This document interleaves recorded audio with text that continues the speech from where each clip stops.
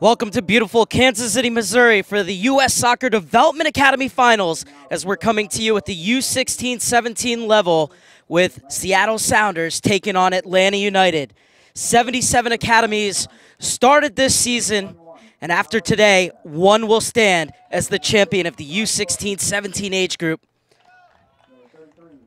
As we're coming to you from the Swope Soccer Village, at the beautiful Union Station in Kansas City, Missouri. And Atlanta United comes in the number 5 seed, and Kendall Edwards, the center back, so important to this team. He gets forward and scores goals as well. This one in the semifinals against the Montreal Impact.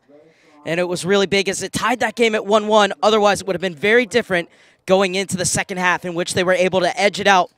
Well, for the Seattle Sounders and a very potent offense, Alec Diaz, so important up top. He has 25 goals and 27 appearances, including this one in the semifinal, in the 4-1 win against Barca Academy. So it's the number 2 seed Seattle Sounders taking on the number 5 seed Atlanta United to be crowned the king of the U.S. Soccer Development Academy at the U-16-17 level.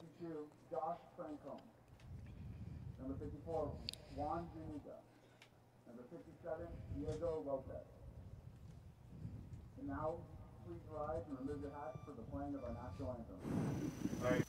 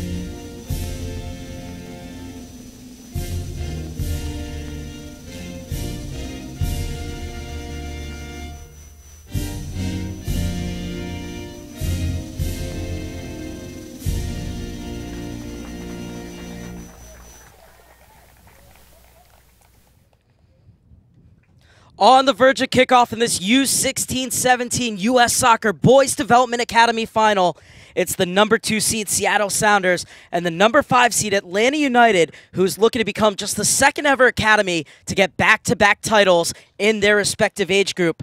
FC Dallas did it in 2015 and 2016 before losing to this Atlanta United side at what was then the 15-16 level in 2017.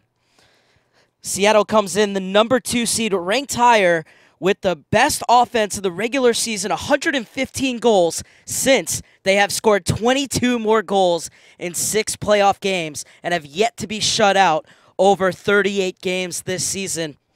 So they come in as the favorites, even though it's tight.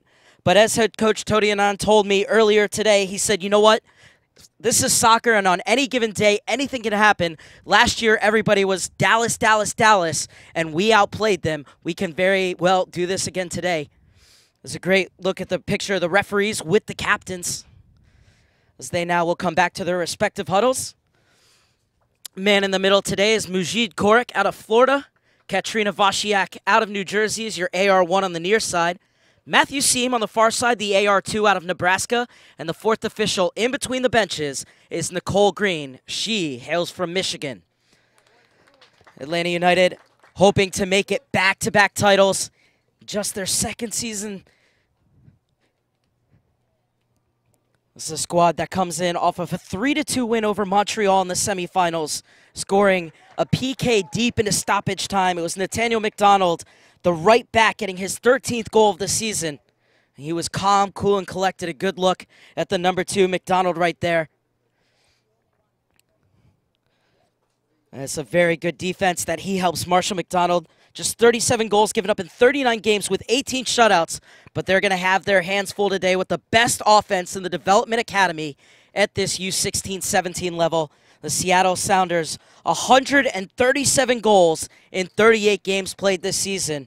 And in fact, in the playoffs alone, they've won their games 4-1, 6-1, 5-1, 3-1, and 4-1. So not just beating good opponents, but blowing them out to some extent. It's going to be a much tougher test today against this Atlanta United side, vying for back-to-back titles. This is a Sounders side, though, that knows something about winning titles, as they won the GA Cup this year and are back-to-back winners in the Udon Cup in England, tournament that features the likes of Manchester United and Manchester City. Atlanta United hoping to break that spell. It's a good look at Vincent Florio. His coach, Tony Anand, said that Vincent Florio has come on really well this year, making some very critical saves, but it's all about development, and Vincent Florio has developed this year to a great extent. So it's the Seattle Sounders who will kick off, wearing their white with light blue trim. They will be attacking to your left. Atlanta United in their traditional red and black kits with gold numbers will be attacking to your right. And there's a good look at the Seattle bench and head coach Chris Little, the U-16-17 West Conference Coach of the Year, looking to lead his side to glory today as we are underway in the U.S. Soccer Development Academy Boys U-16-17 Final. The Seattle Sounders at Atlanta United looking to become the top team out of 77 academies that started all the way back in September of last year with this campaign.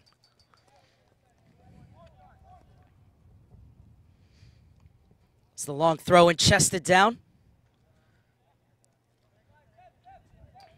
And this will be the first touch of the game for Florio. Connor Drought stepping up. It was a good idea, trying to get it to Diaz right away. And this is Atencio.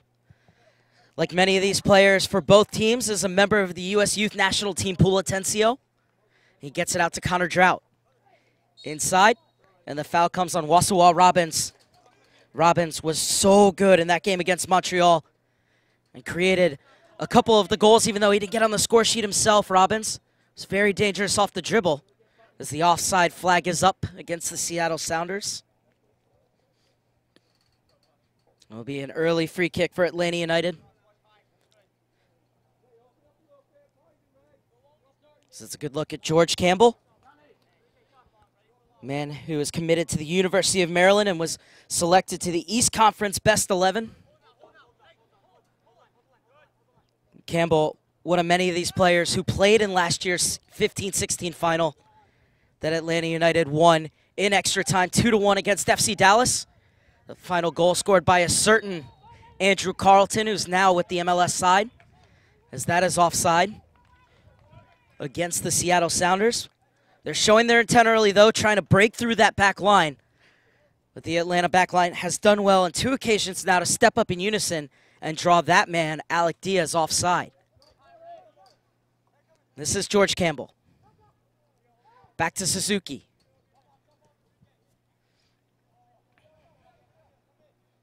Cleared away by Bernie. That's a great touch back. And a lovely turn from Francombe to get away from pressure. Lopez playing in place of the injured Jackson Conway. This is McDaniel Ford, puts it in the danger area, and stretching it clear was Maloney.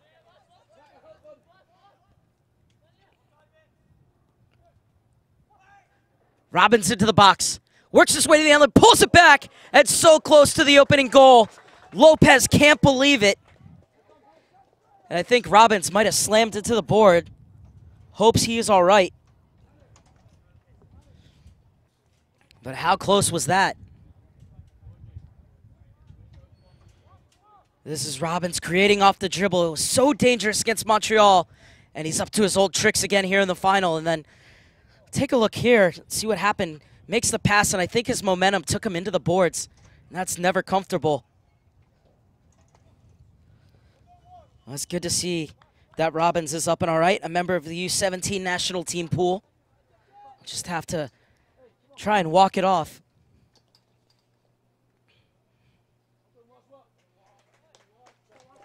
He gets a big hand from the bench as well, Wasua Robbins. As Robert Haraka getting set to take this goal kick. The Renton, Washington native making his 30th start of the season. This is settled by Atencio. Out wide for Serrano. Slips it through for Diaz.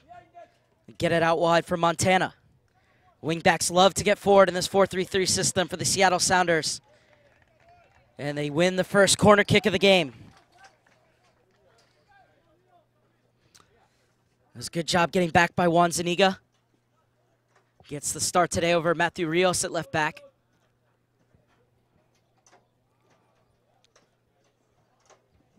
Zuniga moved up from a DP spot at the beginning of the year, and head coach Tony Anand saying he's come on leaps and bounds and has worked himself into the starting 11.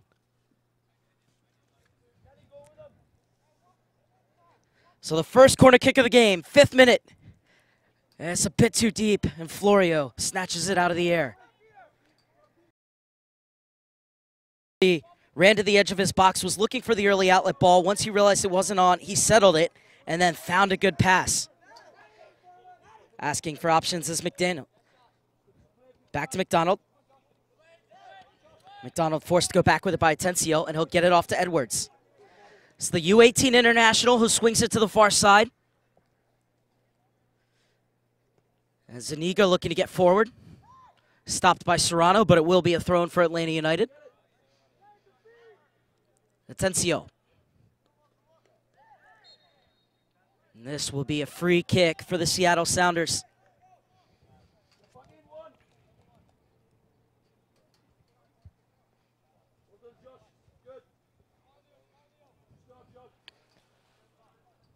Atlanta United coming into this game off the back of the 3-2 semifinal win over the Montreal Impact, scoring in the 93rd minute on a Nathaniel McDonald stoppage time penalty.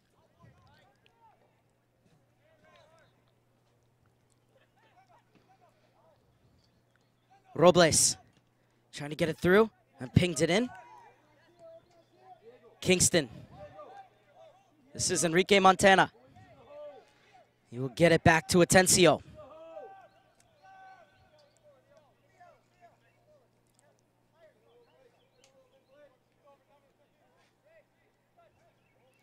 Oh, it's a great turn from Serrano. Slips it through for Diaz. Diaz gets there, gets by Campbell, by Florio, and puts it into the side netting. Another warning shot fired from the Seattle Sounders, but Diaz just couldn't slot it home, and it remains 0-0 in the 7th minute. But this is the danger of the Seattle Sounders, and good strength to ride the challenge, get around the keeper who had overcommitted just a bit.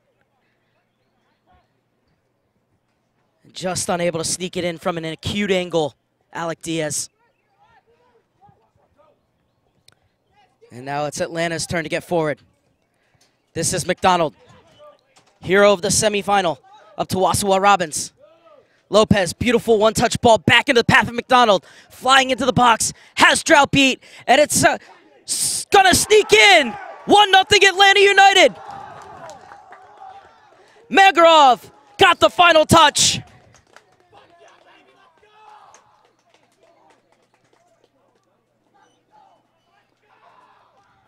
Well, that's why you never give up on a ball, as it squeezed through the arms of Haraka. But this is all McDonald from his outside back position, flying in, cutting in, and getting off the shot. Haraka unable to handle it, and there's Mangaroff to poke home.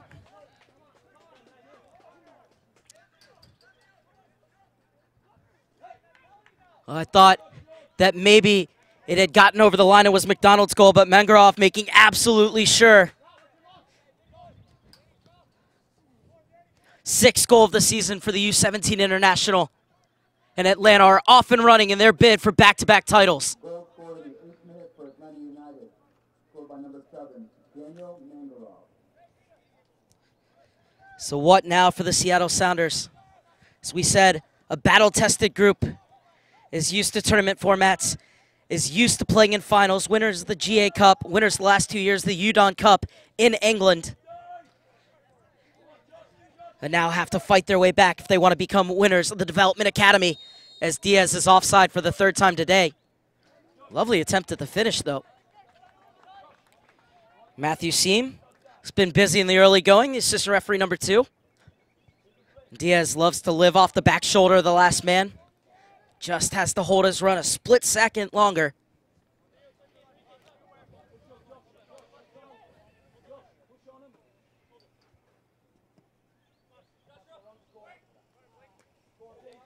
Good flick on from Wasua Robbins.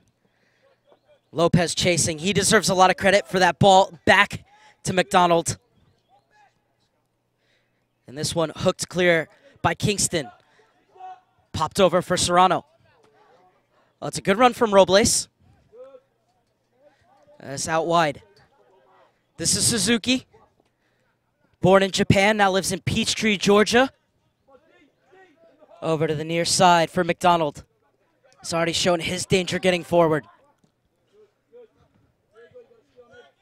Malone had the game-winning goal against Barca Academy in the 4-1 win in the semifinals, Malone, and then was absolutely everywhere. Won every aerial duel, and the ball swung into the box. Blake Malone, the number 46 for the Seattle Sounders. Joshua Tencio has been very good with Kingston as the holding midfielders for the Sounders throughout these playoffs. But it's Atlanta who are bossing things at the moment. They have the 1-0 lead. This ball slid in between the center backs. Diaz, Edwards getting back. Diaz gets by him. Edwards gets a touch, and it'll be a corner kick for Seattle. The Sounders bench very upset because Edwards did have a handful of Diaz's jersey, but the referee is not going to call that. And now Edwards is down. It's a Herculean effort to get back and make that tackle by Kendall Edwards. And there's Diaz pleading his case, and you can see it right here. Diaz has the step on him. Here's the grab of the jersey right there. Plain and simple. The referee not going to call it. Not going to get those calls early on in a championship match. A lot of people will say, by the letter of the law, you should. Not arguing for one side or the other. It will just be a corner kick in the 11th minute. Diaz still very frustrated, as is Bernie.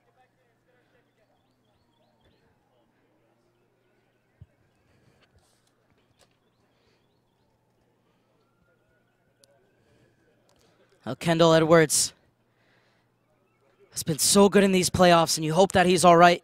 You could see Chris Little's frustration there. Diaz as well. And there's Edwards being worked on. Scored 2 goals in the 3-2 win on the final match day of the playoffs over Real Salt Lake, Kendall Edwards, and then scored that important goal to get things level in the semifinals. And Matthew Rios warming up just in case he needs to come on. Played center back in the absence of Kendall Edwards in the 1-0 win in the quarterfinals over Weston. And so will an early change need to be made here by Tony Annan? And Kendall Edwards, 3 goals, all of them coming in these playoffs. And I believe the trainer may have just said that Edwards is going to try and continue. And Rios is putting his penny back on. So for this corner kick, Atlanta United will be down to 10 men. And then Rios is going to look to, or excuse me, Edwards is going to look to check back in. Flicked on, bouncing in the box, and scrambled clear. Pop back in. The snapped header just over the crossbar. Very good effort.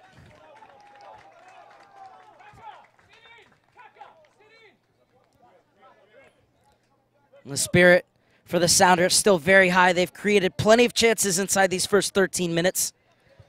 Florio has come up big on a few occasions. He'll have this goal kick. And now Rios is actually going to check in. So here comes Matthew Rios. Knows this position, having played it in the quarterfinals when Edwards was hurt, and Edwards unable to continue. Such a shame for Kendall Edwards, who's been sensational this season for Atlanta United. As we take a look, as this one popped back in off that corner kick clearance, and a good snap header, just didn't drop in time. That was a good effort, though, from Ray Serrano. And here's Serrano defending. Mangarov, the goal scorer. Runs out of room on the far side. Over the top looking for Diaz right away. Nodded away by George Campbell.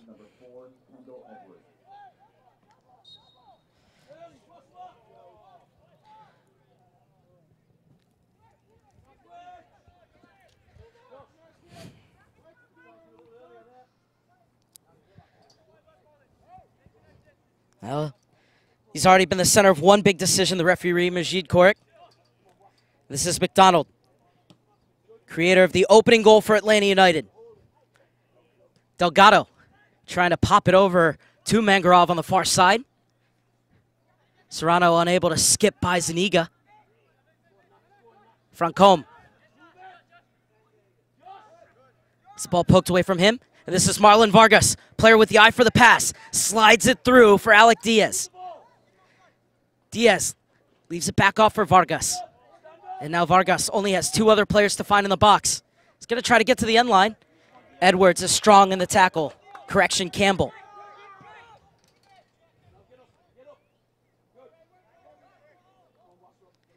Delgado will get it back to Zuniga.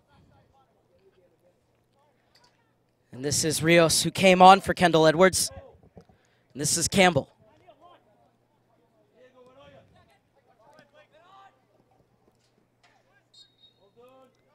Kingston too tactile for the referee's liking as McDonald goes to ground. So it'll be a free kick for McDonald, who's going to leave this one off for George Campbell. Take a look here, lovely turn to get away from him. And you can see the grab of the jersey there.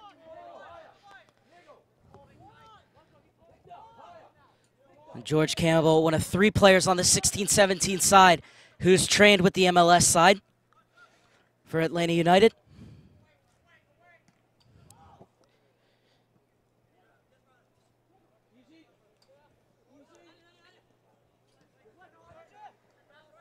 Suzuki.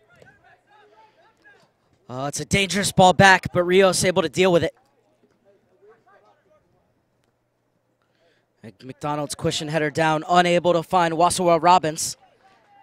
So it's going to be a throw-in for the Seattle Sounders.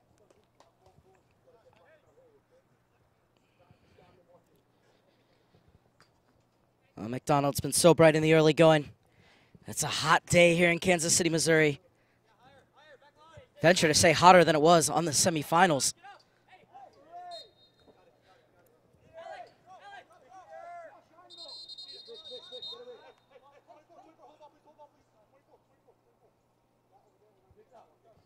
Delgado telling that will no longer be tolerated. Talk about a hot day. It is 98 degrees right now. It's this ball sent over the top.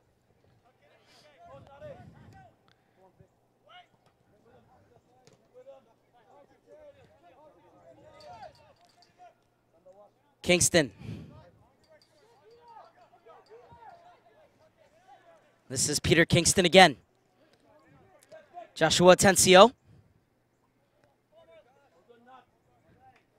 Good job by McDonald, realizing that Vargas wasn't going to get to it and then let it roll out of bounds for the throw-in.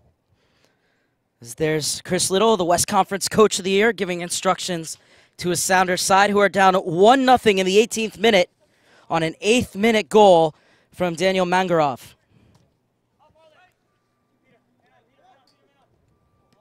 Robbins.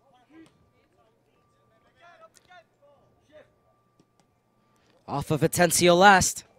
Be another throw for Atlanta United.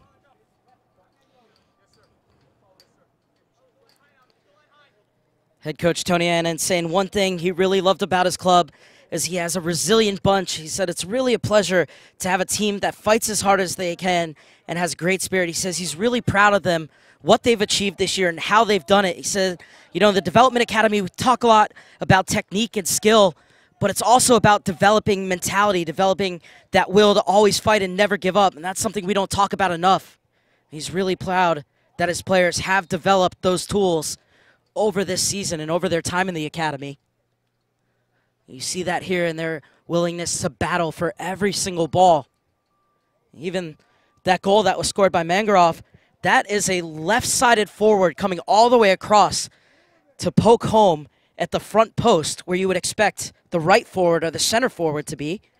And there he is winning the free kick on this occasion.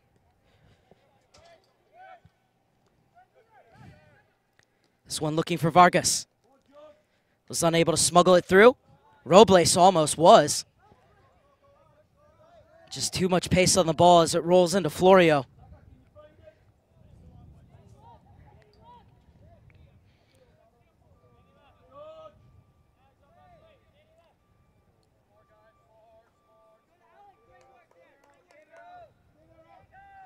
Florio taking all 6 seconds. We'll roll it out to Campbell. Was trying to drive it in to Lopez. Instead, it's won back by Atencio. Left on for Robles. Back to Atencio, who was unable to get it by Suzuki. Good sliding tackle. This is the substitute Rios. Came on for the injured Kendall Edwards.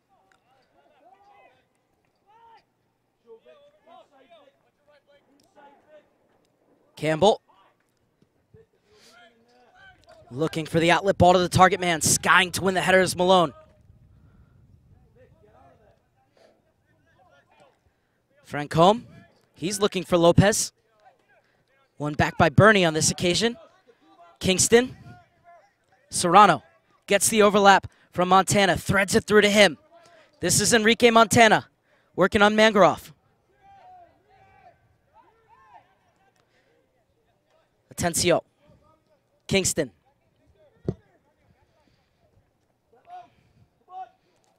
In for Vargas. First touch gets by McDonald. Keeper comes out. And this will be smacked away by Rios as the net was empty.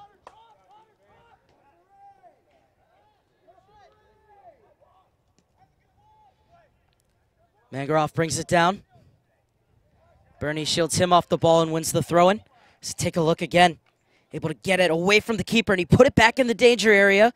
Robles was able to get a touch, but nothing to concern Rios, who did so well as the keeper came out to come and stand on that line.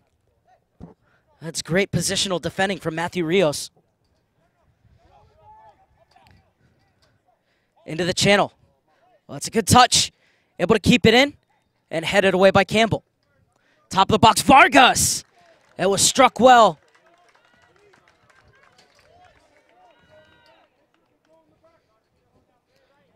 Great work from Vargas.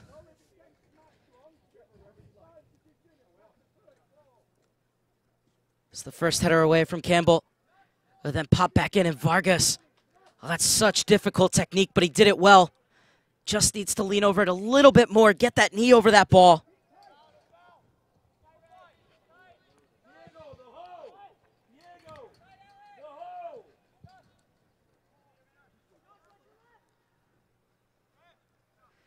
Kingston overran it. But there to mop up is Atencio. Slid away by Zuniga on the far side. Atencio. Peter Kingston. Malone. Lopez chasing up top. It's about 15 yards to take, and that's what Atencio does, then runs into trouble. Able to keep it. This is Vargas. Gets past McDonald. Last touch a bit too heavy, and George Campbell clears it to safety. And Chris Little saying of Marlon Vargas that if he keeps performing the way he has, should get recognition from the youth national team coaches. Said he's really unique in our country because not a lot of players have the quality or vision and the ability to execute the passes, especially the final pass that Marlon Vargas does. Said he is somewhat a quality that is missing in a lot of players in this country. And he said that he's very lucky to get to work with a player like Marlon Vargas, Chris Little. I thought that was wonderful praise for Vargas. He definitely does have the ability to pick out a pass that nobody else in the stadium might see. And we've seen that on many occasions throughout the playoffs and quarterfinals in Oceanside and already here at the Swope Soccer Village in Kansas City, Missouri. As Kingston is trying to find Vargas, but that one's cut out by Robbins.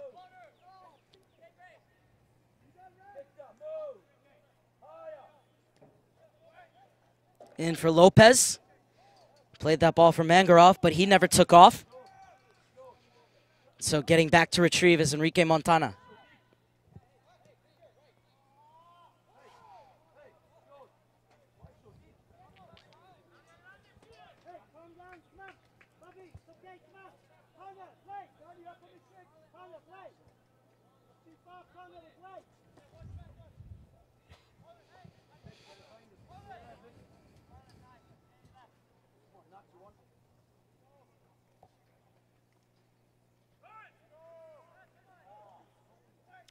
Zuniga's throwing. It was off of Montana last, so he'll do it again. About 10 yards further up. Well, he can go a bit more further forward, but instead he takes it quickly to Suzuki, who gives it right back to him. Now he launches one in that will go all the way out for a goal kick.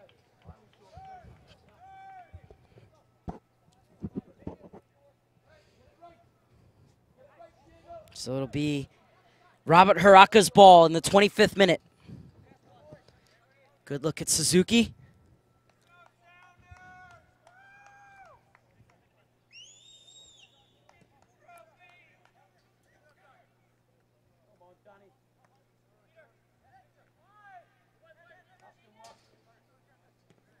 Punched away by Connor Drought. This is Mangarov. Unable to lob it over Montana. Poked for it. Vargas lets it go. Diaz. This is Robles. He's looking for the run on the far side of Serrano, and he picks him out quite well. Serrano pops it back, and it's too far, and will go out of bounds for a goal kick.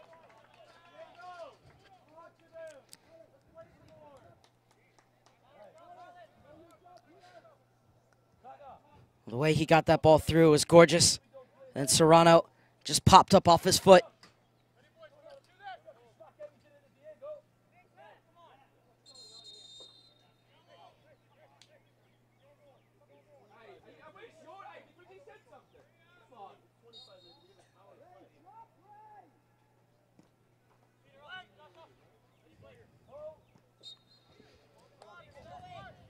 Florio being told he needs to take his goal kicks a bit quicker.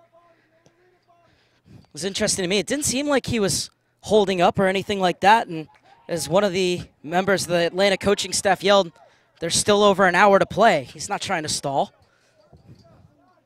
You usually see that warning in about the 88th minute. Interesting moment in this final. Over the top looking for the run of Dios. Rios is there. It'll be a throw for the Sounders.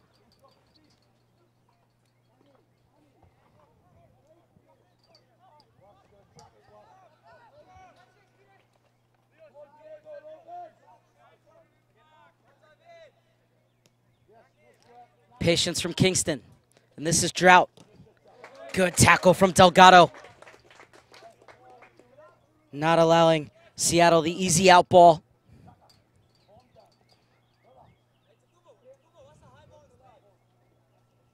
Sometimes teams will invite their opposition to attack them through the first line. Not this Atlanta United side. Defend from the front. It's the touch in for Vargas. Was unable to squeeze through the two defenders as Rios slides it away. Tony Annan saying about Matthew Rios, he's one of my favorite kids and a very good defender. And you're seeing that there.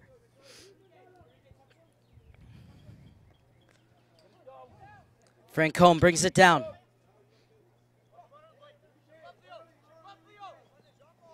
McDonald spins. Suzuki. Oh, it's a bit of a tough ball back. And it's slid in for Diaz. This is Diaz. And Campbell did a great job to get back, get in front of him, and make the block. The tremendous defending from George Campbell. That really should have been 1-1. And it's the third kick of the game, third corner kick of the game. Suzuki, not the best ball back. It was Vargas in the challenge. Great one-touch pass from Kingston in for Diaz. He was looking for that perfect opportunity, but Campbell never gave up on the play. That's stellar defending.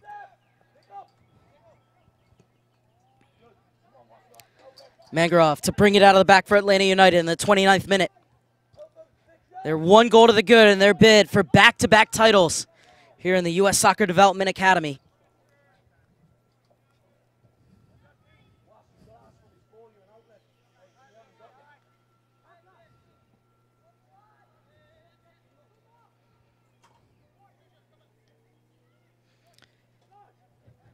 Campbell dispossessed.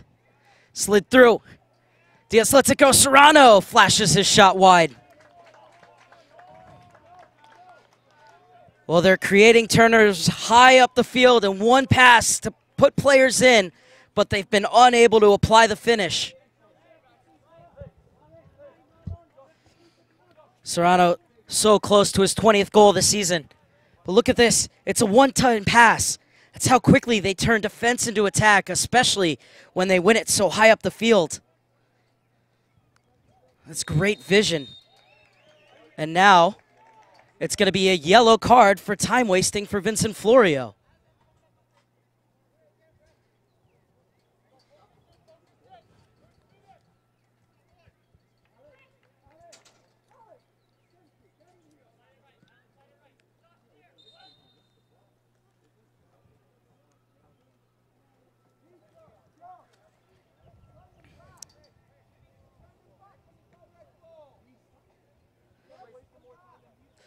Well, you can tell how the referee wants this pace of the game to be.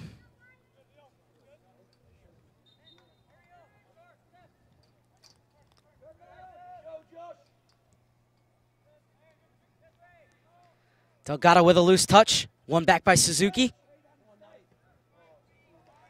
Picked off by Robles. Robles, he'll have a go, and it's Campbell with another block. And a good job not to let it go out for a corner kick by George Campbell. And now, just past the half-hour mark, we will have the water break on a scorching hot day at Swope Soccer Village in Kansas City, Missouri. 1-0 Atlanta United leads on an 8th-minute goal from Daniel Mangarov. Here was the latest opportunity, but Campbell shut the door. Was looking for Diaz, saw that he wasn't on, so Robles said, I'm going to have a go himself.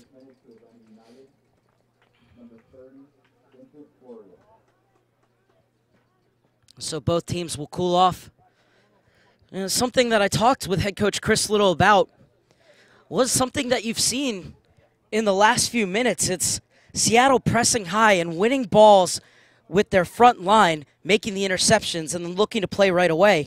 Because he has such a creative front five of players that everybody talks about. He said, you know, everybody talks about our creativity and our ability to score goals, but one of the things that I'm really proud about is our defending. And it's not just our defenders, but it's that front three that really puts in the work, that dictates the way they defend and their ability to read cues and when to press, and they've done an excellent job. And then behind them, the two holding midfielders in Peter Kingston and Joshua Atencio, and their ability to read clues of the way teams are going to play out of the back and the lanes that they're going to pass into, and their ability to step in and win that back. And so even though that's the creative front five, they're also the start of the defense. And then, of course, we know about the stingy back line they have behind them, giving up just 38 goals in 38 games with 12 clean sheets. And so Chris Little wanting everybody to know that it's not just their offense that deserves the accolades, it's the defense too, but that their offensive players are a big part of that. This is this man, Connor Drought. He's been an excellent player.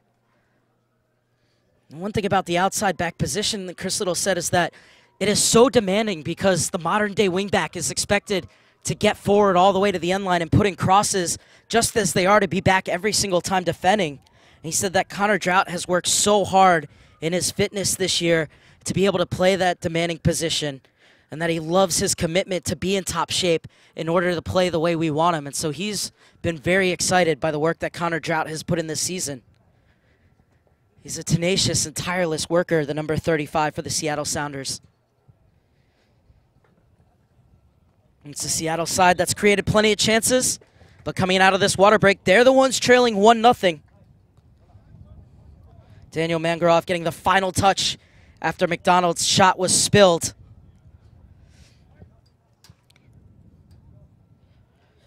So they come back out, the Sounders, looking for the equalizer.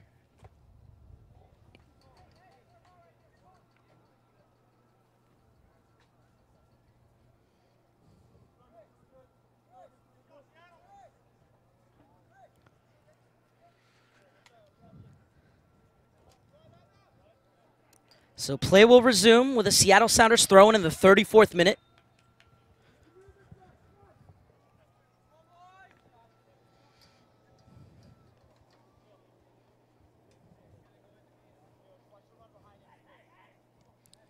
Drought wanted the ball back, and he got it. Wasawa Robbins stabs it away from him. This will be another throw in for Connor Drought. This time goes the inside route. Diaz unable to get around McDonald. Somehow Diaz gets it back. Suzuki gets it off his foot. Clipped through by Vargas. There's the vision of Vargas. Robles almost smuggled it through for him. And good defending from Blake Malone. And this ball will come back for Kingston. Bernie was there, but he opened up so that Kingston could have an option. And Atencio gets it back to Kingston.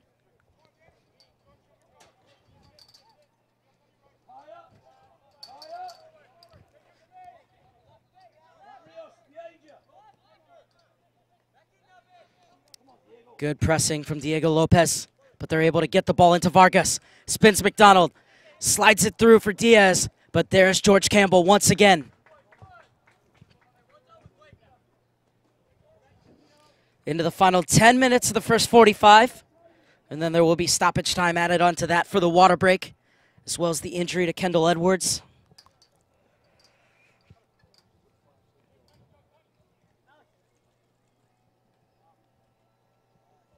And this will be another throw-in for Connor Drought. This is Kingston.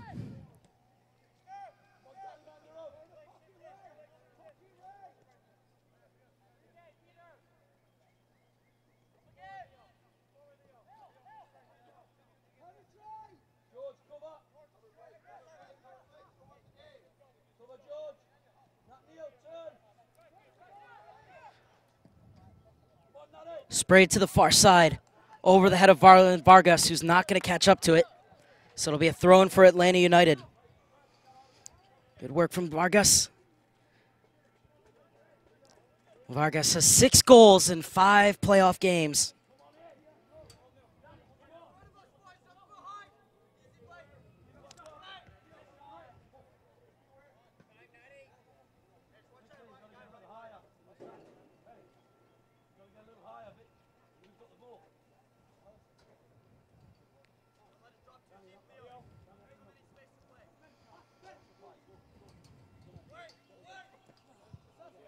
Cleared away by Malone.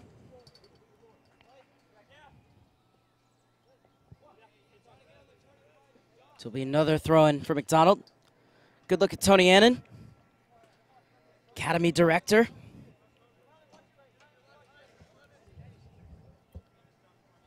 He's done tremendous things with Atlanta United, and they already have the silverware to prove it. So they're looking to go back-to-back.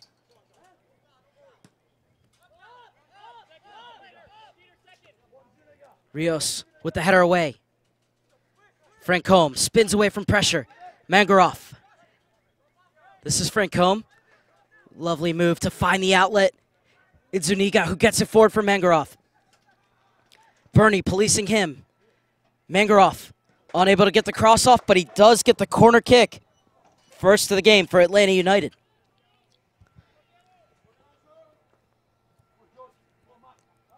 So Haraka will have to be aware here.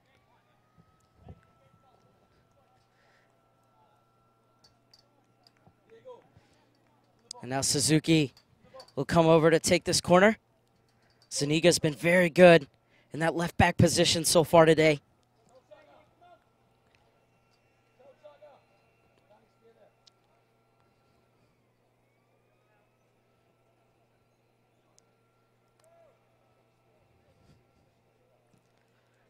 Corner driven in. Headed back across by Diego Lopez. Still bouncing around in the box and finally cleared. Only as far as Zuniga. Robbins. This is Lopez. He's looking to put in the early cross. And Vargas is there.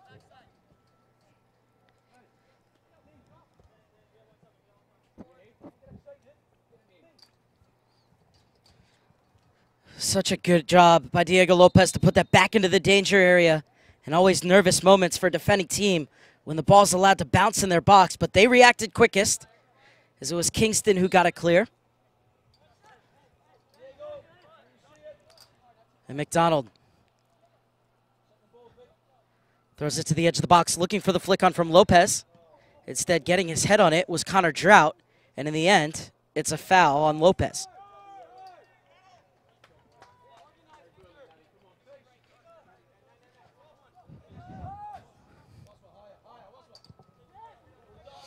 Quickly taken. Robbins intercepts. Tensio heads away. Suzuki brings it down beautifully onto the foot of McDonald. Gets back to Rios. Loose touch. There to pounce is Vargas. Rounds the keeper. It's Serrano. Ray Serrano pounces on the mistake and levels the match at 1.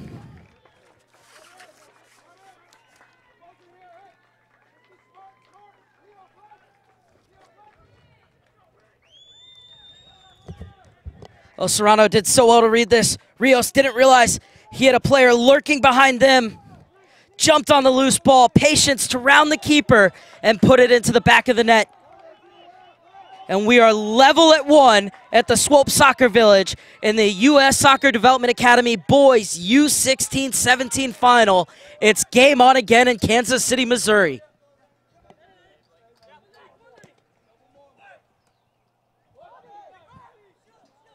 Goal scored in the 48th minute for Seattle Sounders. Scored by number 55, Ray Serrano Lopez.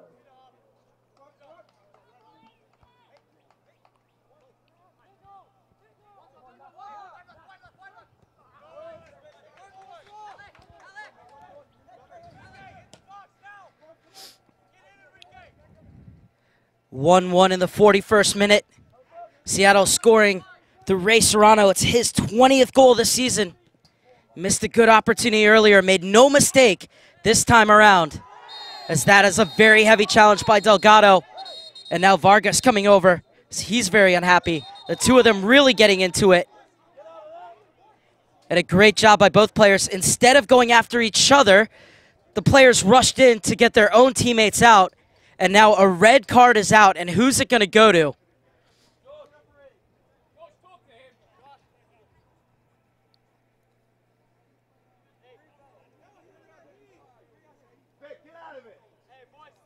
Well, great job as both teams rushed in. It was to take their own players away rather than to get involved. But there's going to be heavy punishment for somebody unless the referee changes his mind as the red card is out. Here's a look. There's the tackle.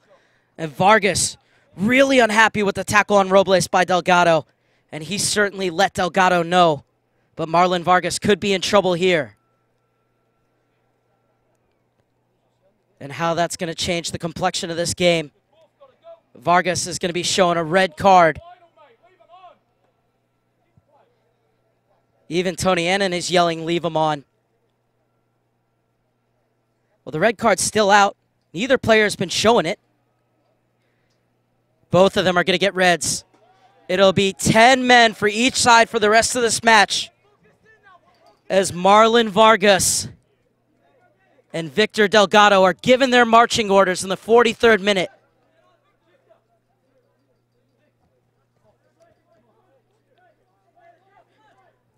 Both teams losing a hugely influential player.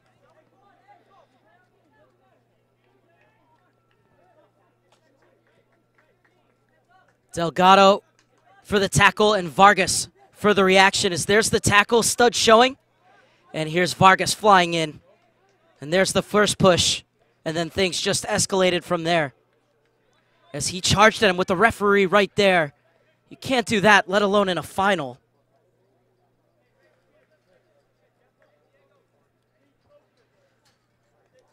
Mujid Korek has been heavily involved in this script early on.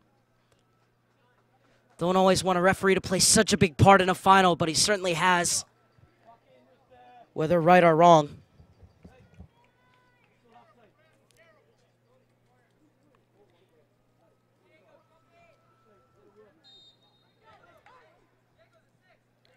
And play will get back underway. It'll be 10v10 for the rest of the game. Who will the space on the field help more, Seattle or Atlanta?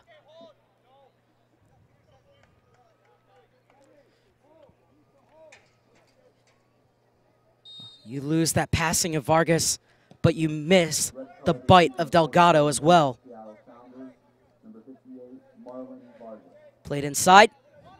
Diaz He has a go. It's a sensational goal. Alec Diaz with the perfect response.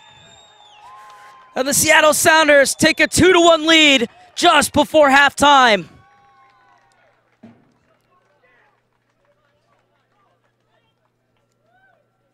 #26th goal of the season for Alec Diaz. He has now scored in the quarterfinal, the semifinal, and the final.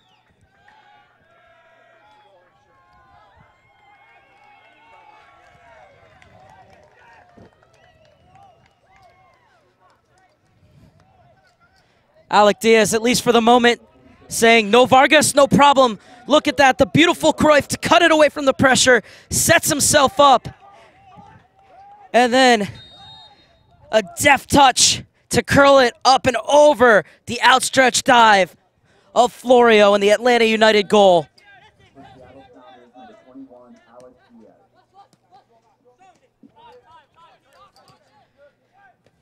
26 goals in just 28 games now for Alec Diaz, and a very heavy challenge.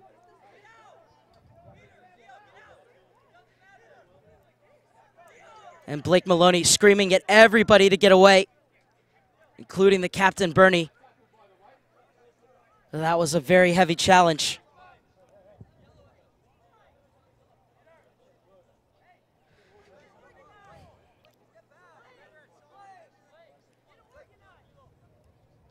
Well, Bernie just wants an explanation as he is the captain. So if anybody on the field can ask for it in a Sounders jersey, it's him.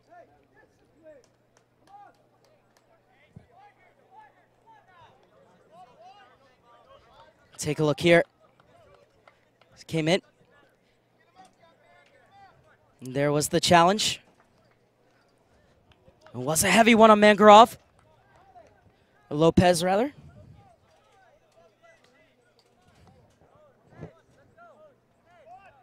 Well, it's good to see that Mangrove is all right. He's being helped to his feet by the trainer. Tony Annan looking on. I wonder what's going through his mind with everything that he's seen in the last few minutes. As over a minute has elapsed in first half stoppage time. There's been plenty of drama in this final.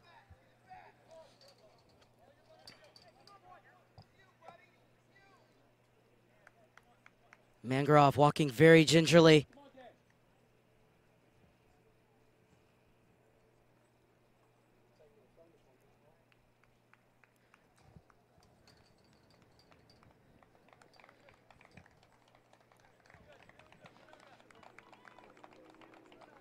And now Mujid Court coming over and having a word with Rios. Bernie as well. Not happy with some of the pushing and shoving going on at the top of the box. Suzuki flights it in. Bypasses everyone. Will go out for a goal kick as there's going to be 7 minutes of stoppage time in this first half, of which 2 has already elapsed. 7 minutes of stoppage time to the end of the first half. Good news is that Mangrove still trying to walk it off. He's on his feet.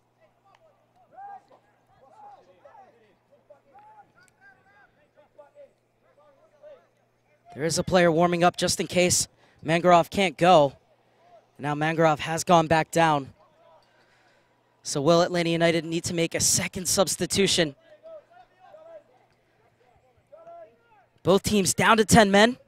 And with Mangrove off for the moment, if they're going to try and see if he can go back in, they're down to 9. It is close enough to halftime that maybe Tony Annan will see what he can do, see if he can give Mangrove some time to recover. Well, it looks like Atlanta United are going to make a substitution as Robbins brings down Drought. It's going to be Jordan Matthews who will check in. Came in the semifinals against the Montreal Impact and completely changed the course of the game, Matthews. Won the penalty in stoppage time, from which McDonald scored the game winner. So great player to have coming off the bench, although you do not want to lose somebody as influential as Daniel Mangrove. And unfortunately, his day is done on that challenge. And so in comes Matthews for his 14th appearance of the season.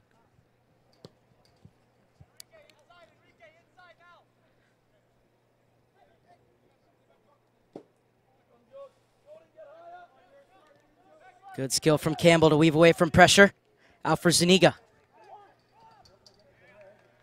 This has been a jam-packed first half.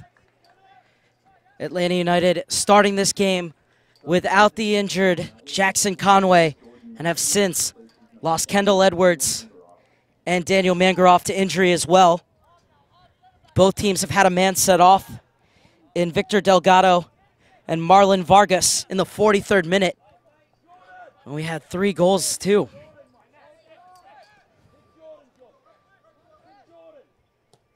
It's certainly an intriguing final. Lopez steps into one.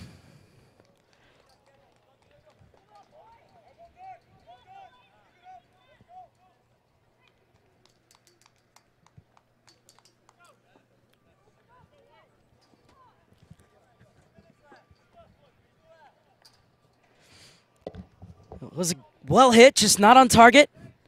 A good idea, though, from Diego Lopez. He was invited to shoot. Had Haraka concerned.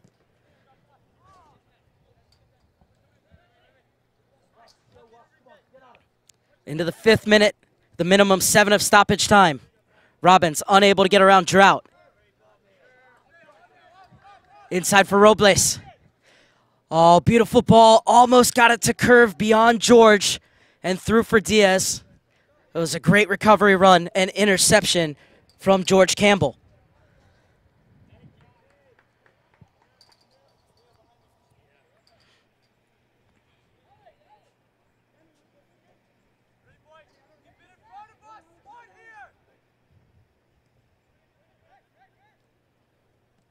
Florio clears it right to Robles. Robles wants to run. Able to keep it away from Suzuki. Now scoops it over, looking for Serrano. And slice clear.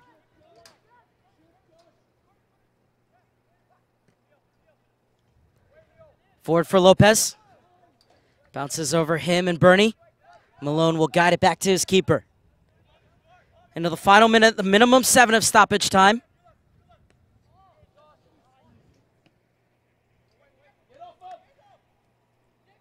Good hold-up play from Diego Lopez. Wassawa Robbins. McDonald's in support. Robbins' effort. Was it a bad one? Lands on the roof of the net.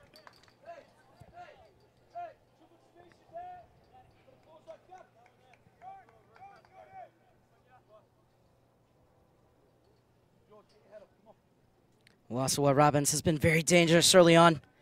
Good on the dribble. Cutting in. Not sure if he wanted to shoot that or whether he was just trying to cross it in.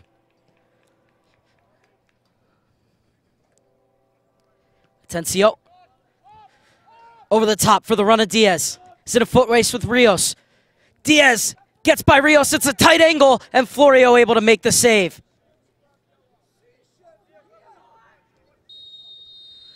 And that will do it. An action-packed first half comes to a close. Tempers at times has been as hot as the temperature here at Swope Soccer Village. And after 45 minutes and a lot of stoppage time, it's the Seattle Sounders 2, Atlanta United 1. We're going to catch our breath up here in the booth, but we'll be back with you for the final 45 minutes here on USSoccerDA.com.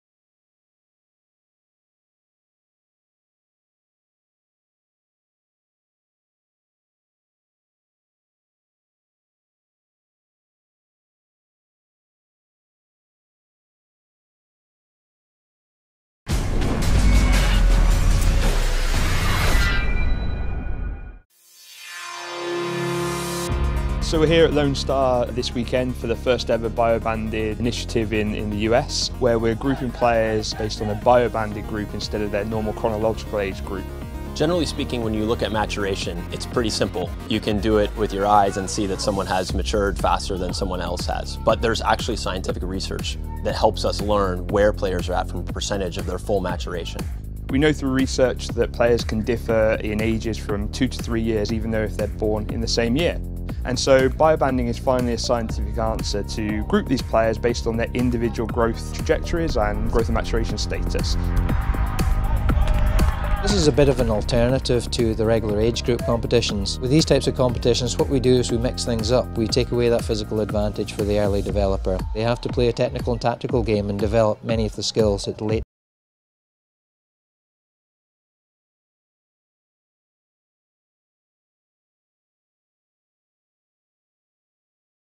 competitions. With these types of competitions, what we do is we mix things up. We take away that physical advantage for the early developer. They have to play a technical and tactical game and develop many of the skills that the late developer gets. On the flip side, the late developers, they get an opportunity to command the game for once. So this gives them an opportunity actually to show their true ability and for coaches to see them in a slightly different context. In our younger ages, we've got a lot of late developers. Like the physical challenges for our players in our conference, which is very strong, are insurmountable in some games just because of the physical nature. So this intrigued us because we have good players, we have good younger players, and providing them another opportunity or another avenue to see what they can really do in this environment. For the 2017-18 Academy season, the Development Academy Leadership and Technical Group decided that we would institute a policy for late maturing players, where the clubs can select 2 players per age group at U-16 that can play down with U-15 and 2 players at U-15 that can play down with U-14 during the season. It's really important to note this isn't replacing anything. This isn't replacing the chronological age. This is a hybrid method of developing players. Alongside the normal chronological age groups, you can also do biobanding in training and in games. The Academy philosophy is about moving players up when they're ready. We also thought that moving players down might be an opportunity for those players who aren't as physically matured to be able to have success at a younger age group. At US Soccer, we talk about developing players, coaches, and referees, and biobanding is just one more initiative that we can use to make sure that all players have an opportunity, all players have a pathway. It's just like in school, it's not the same for everyone, right? Everybody's getting the same message, but you have students that get C's and B's and some are getting A's. So I think this allows us to take a step back, look at the pathway and change it a little bit. Our job at US Soccer is to provide an environment where every player can reach their optimal potential. So this is about ensuring that no matter when you're born, no matter the status of your maturity, that you have the ultimate ability to thrive playing soccer.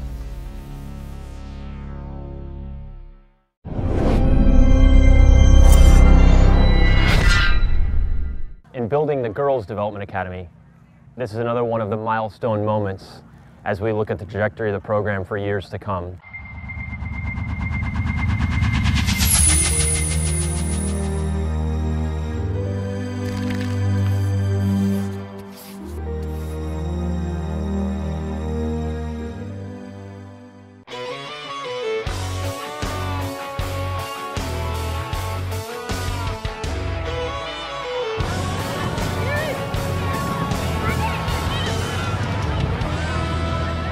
The Girls Development Academy Winter Showcase is the first ever event US Soccer puts on for our clubs.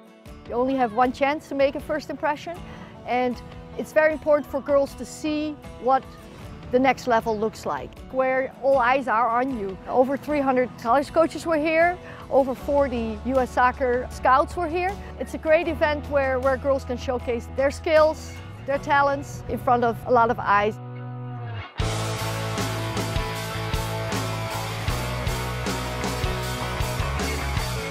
The showcase has been great so far. It's awesome to get all of these talented girls in one place at the same time and be able to compete against the top players in the country. I think it's a huge step forward for women's soccer in this country and just women's soccer in general to have this opportunity here this weekend.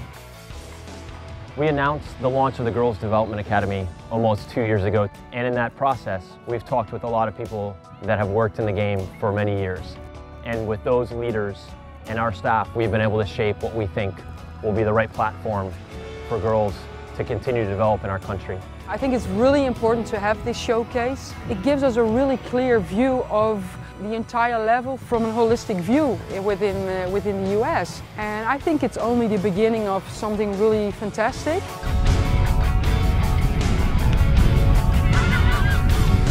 It's a starting point, and from this starting point we can only grow.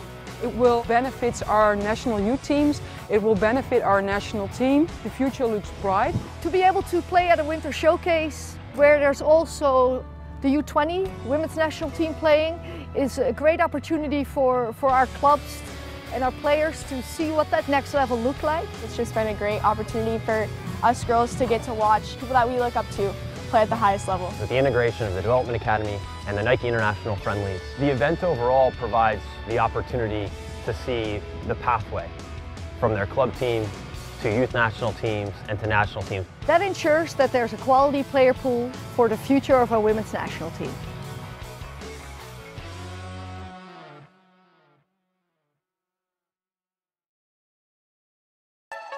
I never knew when I would play my last game. And then I was told to stop playing to save my future. Concussions are invisible injuries. Awareness starts with taking the pledge. I pledge to be educated on the signs and symptoms of concussions. I pledge to be honest with my coaches, teachers, parents, and teammates. I pledge to be supportive of anyone that gets a concussion. We only have one brain and it needs to last a lifetime. We took the pledge. I took the pledge. I took the pledge. I took the pledge. I took the pledge. I took the pledge. I took the pledge. I took the pledge. We took the pledge. I took the pledge. I took the pledge. I took the pledge.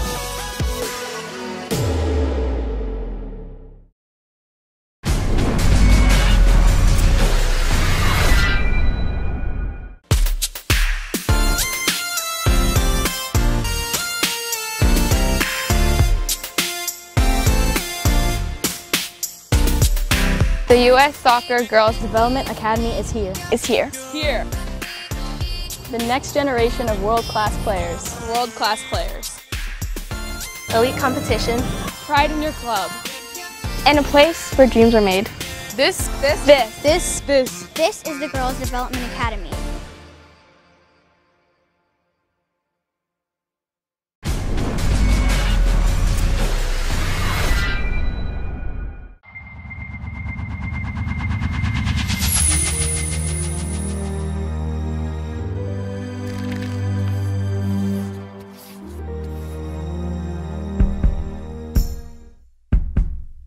Ten years ago, we started to put a lot of time and effort in researching what went into development at the world-class level. U.S. Soccer thought it was important to provide a platform where the best interests of players were put first, before results, before the team, and now you have an environment that allows players day in, day out in their everyday club environments to be able to reach their full potential. 10 years ago, we only had 16s and 18s. We knew in some regard that that was too late to make the right impact, that we needed to go younger, but this was a group we could manage and we could begin to change the culture. Now we have a complete pathway that starts at U12 through U19. 10 years later, I would say unequivocally that we have developed a much larger pool of quality. And that's the best thing that I can look at and say, uncategorically, this is really working. I think the fact that our youth national teams have done well internationally, the fact that our youth national teams have gotten some historically great results this year and have broken some records, I think that's an indication of all the work that's been done behind the scenes, and in particular all the work that's been done in the Development Academy. We believe very firmly that we won't have world-class players without world-class coaches, and that environment's created at the club level. The Development Academy is ensuring the future of U.S. soccer by empowering clubs to be the drivers of world-class player development.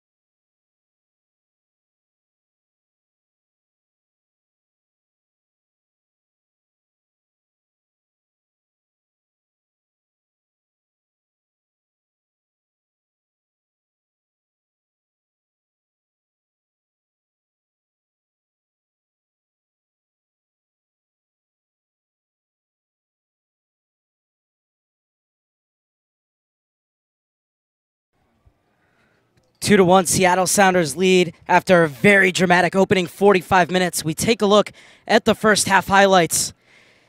And it was Atlanta United who would strike first in the 8th minute. McDonald getting forward. His shot could only be parried by Haraka. And there to pounce was Daniel Mangaroff, able to get there and poke it in. And Atlanta United were off and running early on. How quickly things would change as this was Diaz coming in. The shot blocked by George Campbell. And then this ball slid in. And Serrano's shot would skip wide. Then Robles picked this one off, and he would have a go, but it was George Campbell there to make another block. Campbell's been sensational in this game, but then Rios, the errant back pass, Serrano there to pounce, rounds the keeper, and puts it into the net before Rios can get back, and it was 1-1 after 40 minutes. And then Diaz would turn in a gorgeous chip up and over the outstretched arm of Vincent Florio. And it would be 2-1, and that coming after both Victor Delgado for Atlanta United and Marlon Vargas were sent off. And here's why. There's the tackle that got Delgado sent off. And here's the reaction from Vargas as both of them would be given their marching orders in the 43rd minute. So this is an Atlanta United side who came into this game missing their top scorer in Jackson Conway. And then their center back and captain Kendall Edwards had to go out through injury in just the 14th minute. And then in first half stoppage time, a heavy challenge on Daniel Mangaroff, and he had to leave the game as well. Diego Lopez leading the line for Atlanta United as they look for the equalizer in the second half. Both teams down to 10 men as Haraka comes back to his goal for the Seattle Sounders. A tough opening half for both teams, especially for Vincent Florio and for Atlanta United. So the second half of the boys' U.S. Soccer Development Academy U-16-17 final is underway. Atlanta United's bid to go back-to-back is in jeopardy, but they've got 45 minutes to right the ship as we are 10v10 after the red cards to both Victor Delgado and Marlon Vargas. And it's Matthews. Good hold of play from him. Suzuki will get it back to George Campbell. Sensational in the first half. And center back George Campbell.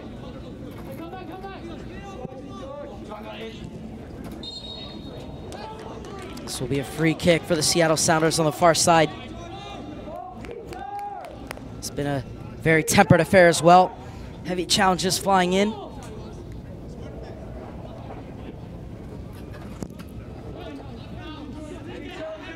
Campbell smartly heads it back to his keeper.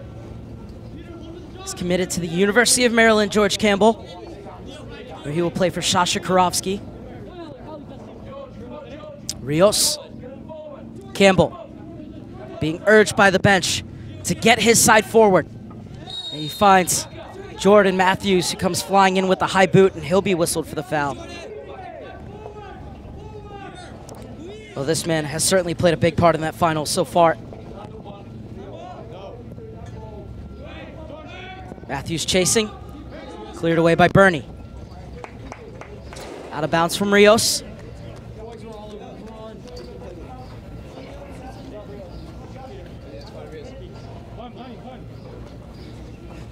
Will be a throw in for Enrique Montana.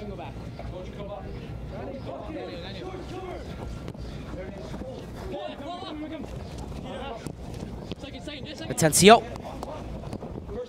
Kingston. Good sliding challenge from Zuniga, and he'll win the free kick. Montana the guilty party.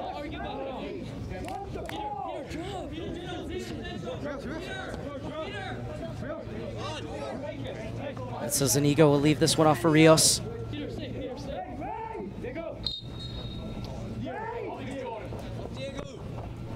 Rios drives it for Lopez, the target man, able to get the flick on. Headed away by Malone, who was clattered in too late. So this ball will come back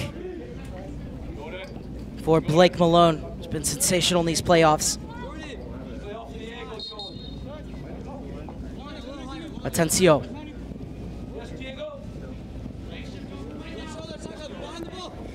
Montana. He's able to get it off to Bernie.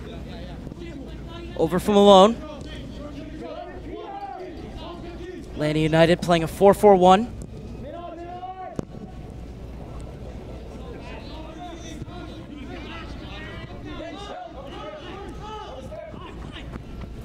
Seattle Sounders playing a 3-3-2-1.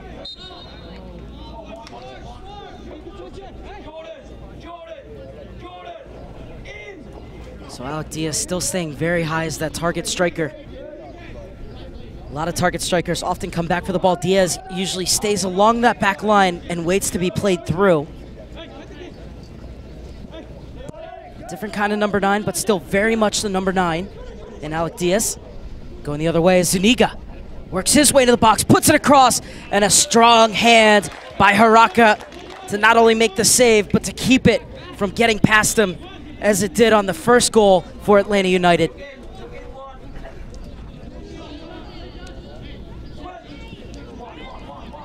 This is a great run and layoff from Matthews. And on Atlanta United's goal, a similar type of shot got past his hand, but this time firm and strong to keep it in front of him and able to get it the second time of asking. Good goalkeeping from Robert Haraka.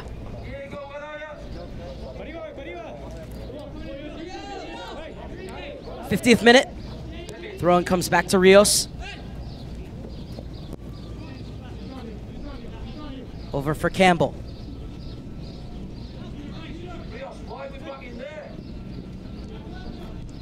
Quick 1-2 with McDonald and Francombe. McDonald's cross is cut out by Blake Malone.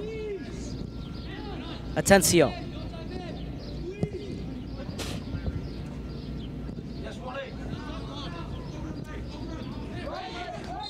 One bouncing over Zuniga. Referee saying it was because he was pushed in the back. And now a yellow card is going to be given to Ray Serrano for kicking the ball away.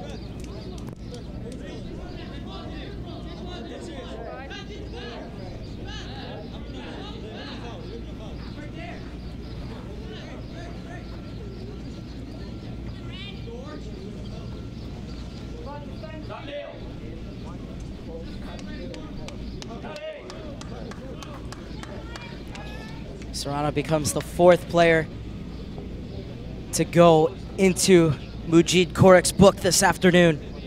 So he's given 2 yellows, both of those for time wasting, and then the 2 red cards in the 43rd minute, 1 for the tackle by Victor Delgado for Atlanta United, and 1 for the reaction to that tackle by Seattle's Marlon Vargas. So we're playing 10v10, and Seattle have the 2-1 lead.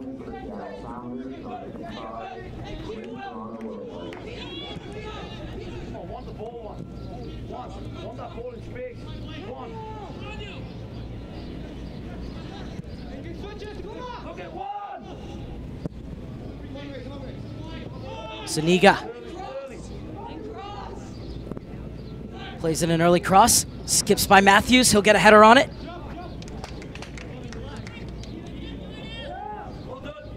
Haraka will roll it out. Leo Burney.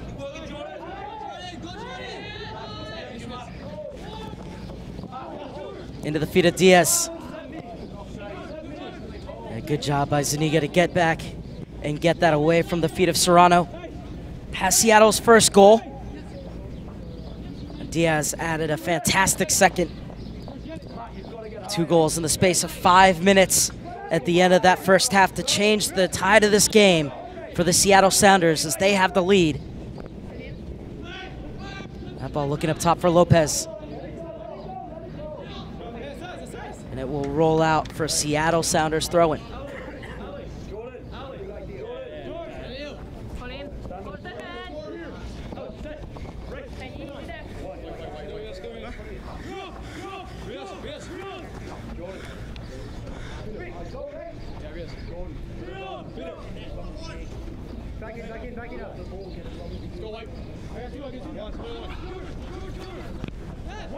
There's a good touch back for Diaz. Serrano stayed in. Lovely combination between Diaz and Serrano. Can he finish it off? Serrano can't get around George Campbell. Tremendous defending once again from the number 17 in red and black. It will be the first corner kick of the half for the Seattle Sounders, their 4th of the game.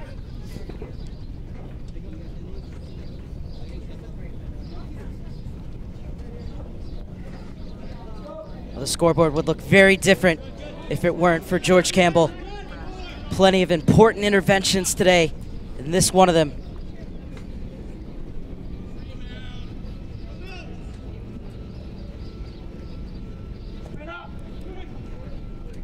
Corner kick floated in.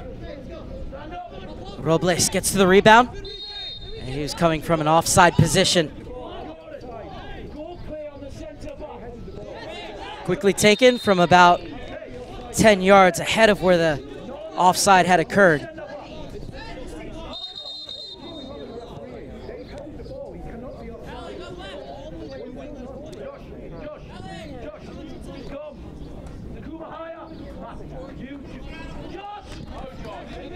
Frank Combe, U-16 Welsh International, plays it back to Campbell. Getting over the top, headed away by Connor Drought. Poked on by Robles. Campbell takes it off the foot of Diaz. Into the middle for Suzuki. On the top, looking for Matthews, headed away from him by Bernie. Be a throw-in for Juan Zuniga.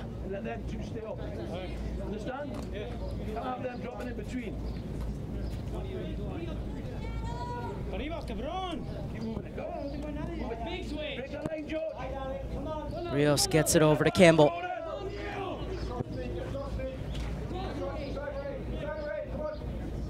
McDonald slips it inside for Wassawa Robbins. Frank Combe. This is Zuniga. Matthews puts it into the mix. It's useful, and unable to head it back across goal was Lopez.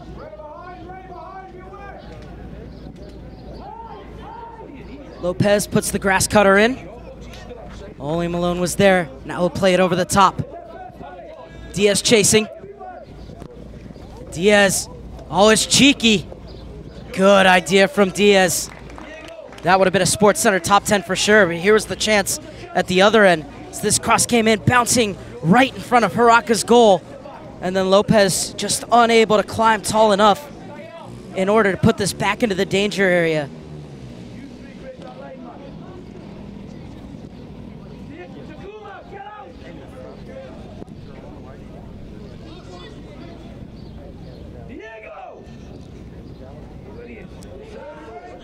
Lopez, Frank Combe. Matthews turns inside. Frank Combe steps into one. It wasn't a bad effort. And now we're going to have a Seattle Sounders substitution as off comes Alec Diaz, who, as things stands, has the game-winning goal with his 26th strike of the season. And he's going to be replaced by Alfonso Ocampo Chavez. Came off the bench to great effect in the semifinals, scoring in that 4-1 win over Barca Academy.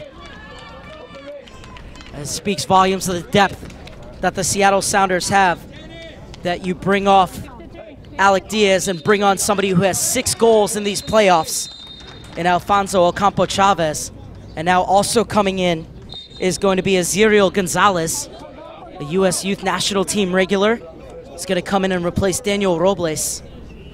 Gonzalez really effectively changed the game against Barca Academy just 2 days ago with his distribution since coming on, as he had an assist on the go-ahead goal against Barca Academy. Gonzalez, in fact, spent the group stage of the playoffs with the 18-19s before dropping down to his regular age group for the quarterfinals, semifinals, and now getting a chance here in the championship. And her first order of business is to commit a foul.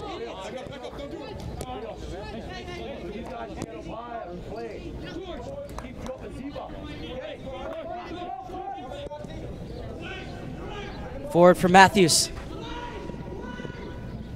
Headed away by Montana. Frank Combe. This is Rios.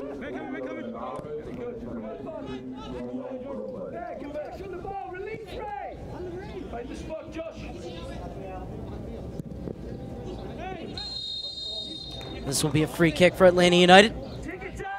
Malone, the guilty party.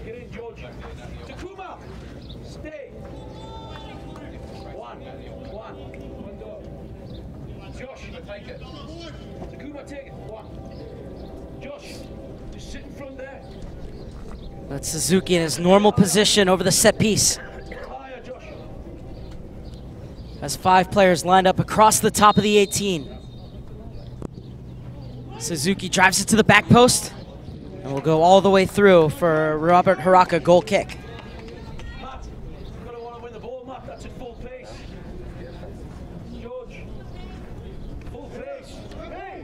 It's a good ball played in by Suzuki, but there were no takers.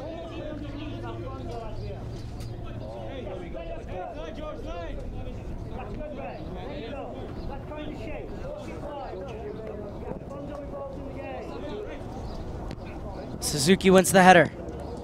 Punch back the other way by Connor Drought. Malone steps in. Drought's gonna get to this first. Loose pass, won back by Francombe. This is Diego Lopez, has Zuniga in support.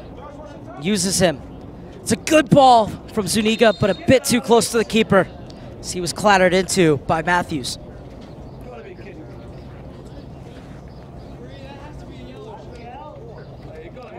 Good early time ball, just too deep. And Haraka was there. And Matthews' forward momentum took him into the keeper. See him trying to stop Matthews, but that's never comfortable.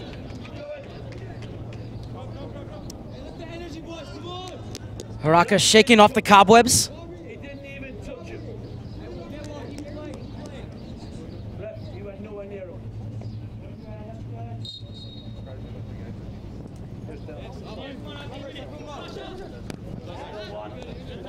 Zuniga won the header, but it goes out of bounds, so it'll be a throw in for the Sounders. So we're just past the hour mark at the Swope Soccer Village in the championship match, the U-16-17 Boys U.S. Soccer Development Academy.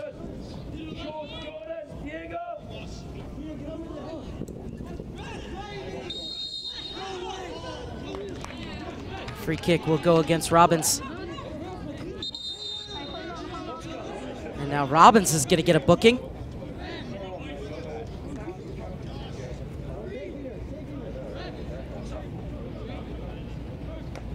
Well, you can see why it was holding the arm of Connor Drought. Just a foul. Not sure it warranted a booking. But Wasawa Robbins is the latest player to go into Majid Korek's book.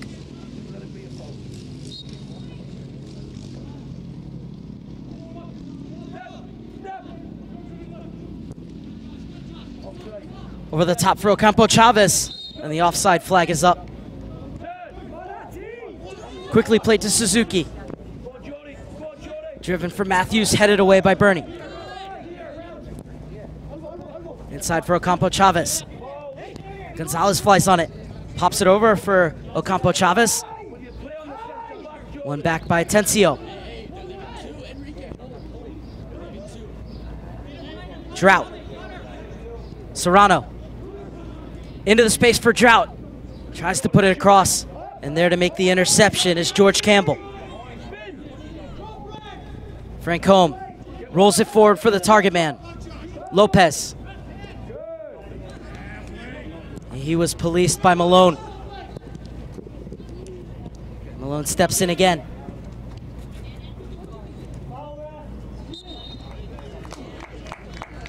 This will be a Seattle Sounders free kick in the 63rd minute.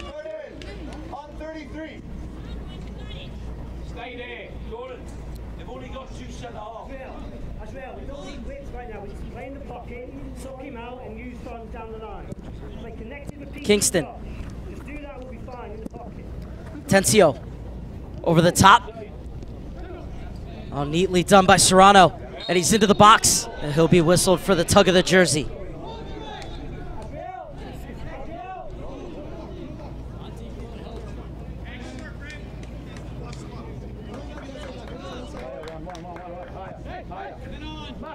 Suzuki. Spins Atencio. Gonzalez. Ocampo Chavez tracks it down in the corner.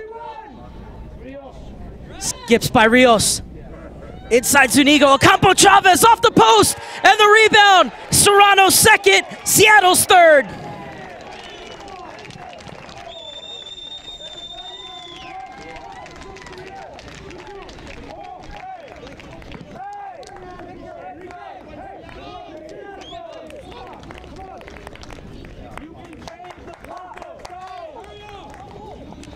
Seattle Sounders now 2 goals to the good, and it's thanks to this swashbuckling run from Ocampo Chavez, and then beats the keeper in his near post. And reacting quickest was Ray Serrano for his second goal of the game. A tremendous individual effort from Ocampo Chavez, and he doesn't get on the score sheet. His shot ricochets off the post, but Johnny on the spot to finish it off is Ray Serrano. Now 21 goals on the season for the U.S. U-17 national team player.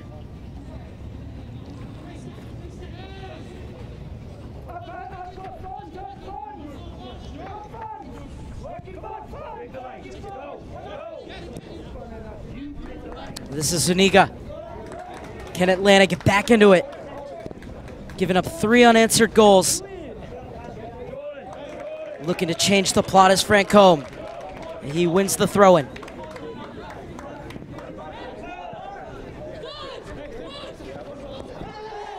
This a late challenge from behind, and it will be a yellow card for Frank Combe.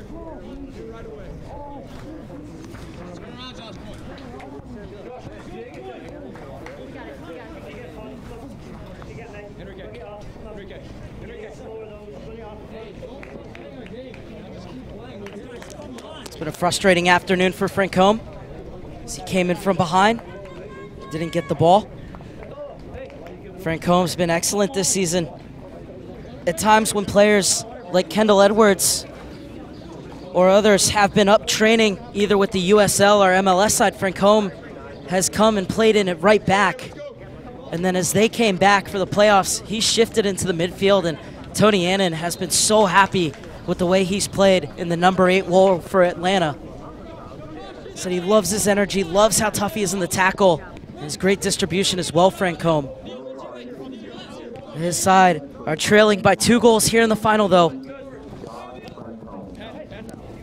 Matthews, this is Frank Combe. Over the top.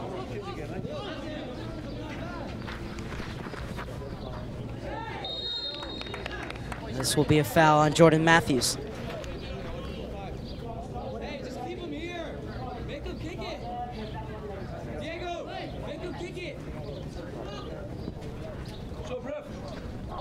Bernie's done an excellent job in the center back position all season for the Seattle Sounders side. Has 1 goal in the playoffs coming against Sporting KC back on match day 2. Seattle has now scored 3 or more goals in every single playoff game. 25 goals to be exact. And a double substitution for Atlanta United as they try and tilt the field back in their favor. 16-12 and it's 51 for who? Matthew Rios will come out, as well as Diego Lopez. Brandon Claggett and Remy Smith will check in. Remy Smith is a stoppage time sub in the semifinals. Missed the playoffs through injury, so it's great to see him back.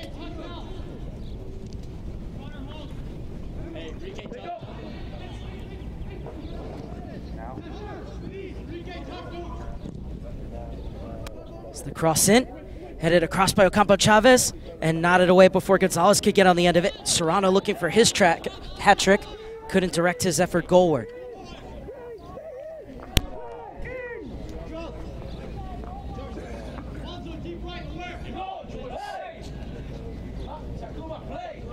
There's another look, and it was who else? George Campbell who made the important first clearance. And then Serrano flying in, but didn't get proper contact on the shot. Suzuki. And skying to win that header was Bernie. Atencio pushes it forward. Serrano into the gap for Gonzalez, but there's Campbell.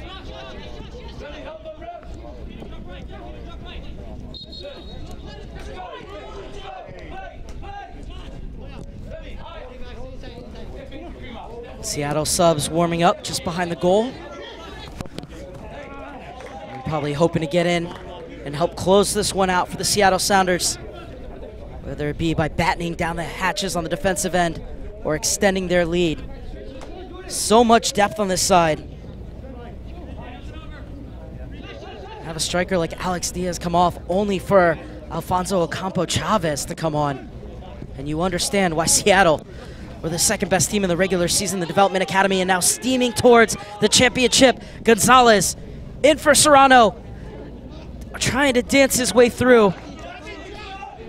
But it's Florio who will throw it out for Francombe. Smith, bit of a loose touch, but Zuniga able to get it over to Francombe. Strong in the tackle, Francombe, and the loose ball comes to Smith. Out for Matthews.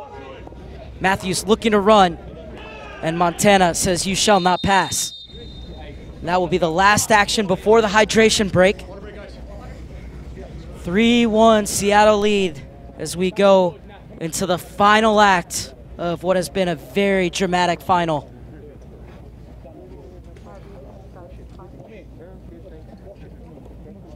So much to tell you about through these first 70 minutes. Started before the game. Jackson Conway, the top scorer for Atlanta United, missing out through injury. But his side were able to take the lead in the 8th minute through Daniel Mangaroff. However, they lost their captain and center back, Kendall Edwards, in the 14th through injury. And then things really heated up in the final 5 minutes of the first half, as first Serrano pounced on an errant back pass and rounded the keeper to equalize. And then 3 minutes later, both Victor Delgado and Marlon Vargas were sent off. Delgado for his challenge on Robles, and Vargas for the way he reacted to that challenge.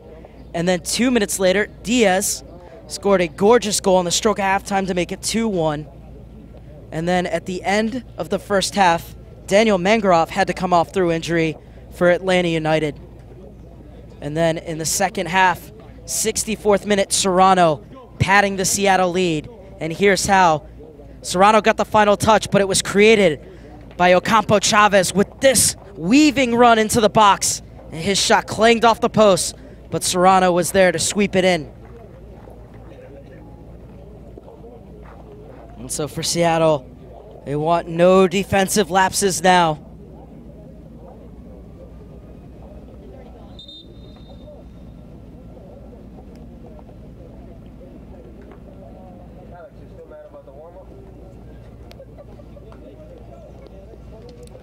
You can see the bench making sure that these Atlanta players stay engaged in this one, stay focused.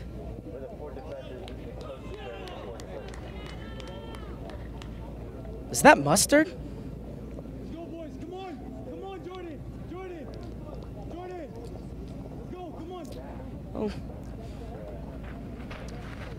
Not really sure what's going on the Atlanta bench. If there are sandwiches, somebody let me know. If we have any runners who can bring sandwiches up here, that'd be great. Back to action. Final 18 minutes plus stoppage time. Matthews wins the corner kick. A goal for Atlanta would set up a really nervy finale here at the Swope Soccer Village. Sometimes when things aren't going your way, a set piece is the way to get back into it. This one driven toward the back post. Getting up to head it away is Atencio. Clipped back in by Robbins. The header just wide from George Campbell. Oh, he's been so good at both ends today, Campbell. Frustrated to see it land on just the wrong side of the post from Atlanta United perspective.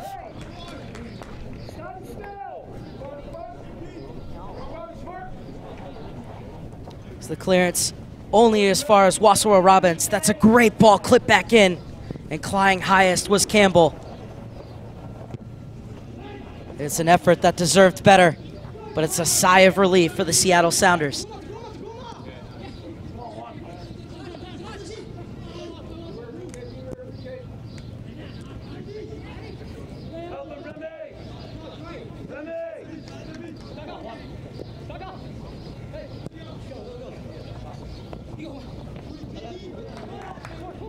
Won by Ziriel Gonzalez.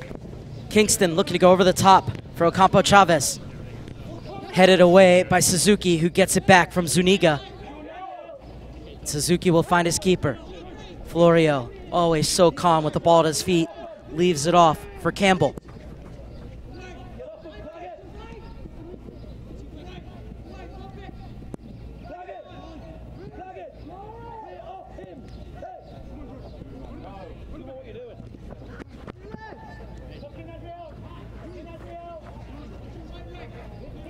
Campbell. They're playing a lot more direct now as they're down by 2, Atlanta United. McDonald looking to run. It was his run that set up their lone goal in the first half. Out wide for Robbins. Being policed by Kingston and Drought. Robbins gets around them, zips in the cross, and it's cleared away by Maloney.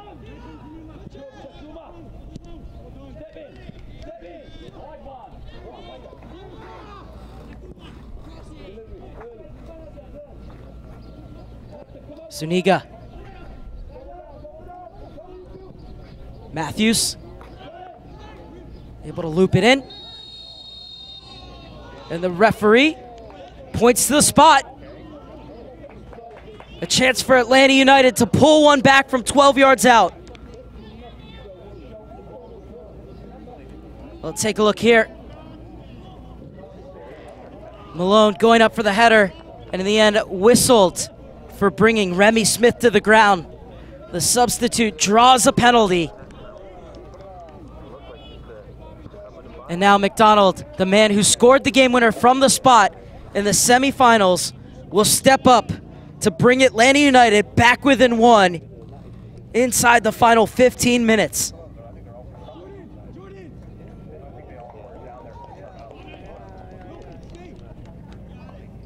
Picture of concentration. McDonald steps up, and it's saved. Haraka at full stretch. Put back across, and now Haraka can celebrate.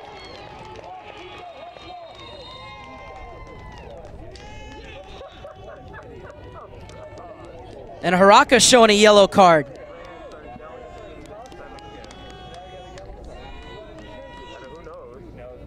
Well, I'm not sure either goalkeeper has deserved to go into the book for what the referee has perceived as time wasting today. Well, Haraka's pumped, and here's why. Campbell tried to guide it just inside the post. Haraka guessed right and pushed it away. That's tremendous goalkeeping. It was a well-placed penalty, but Haraka was able to get there.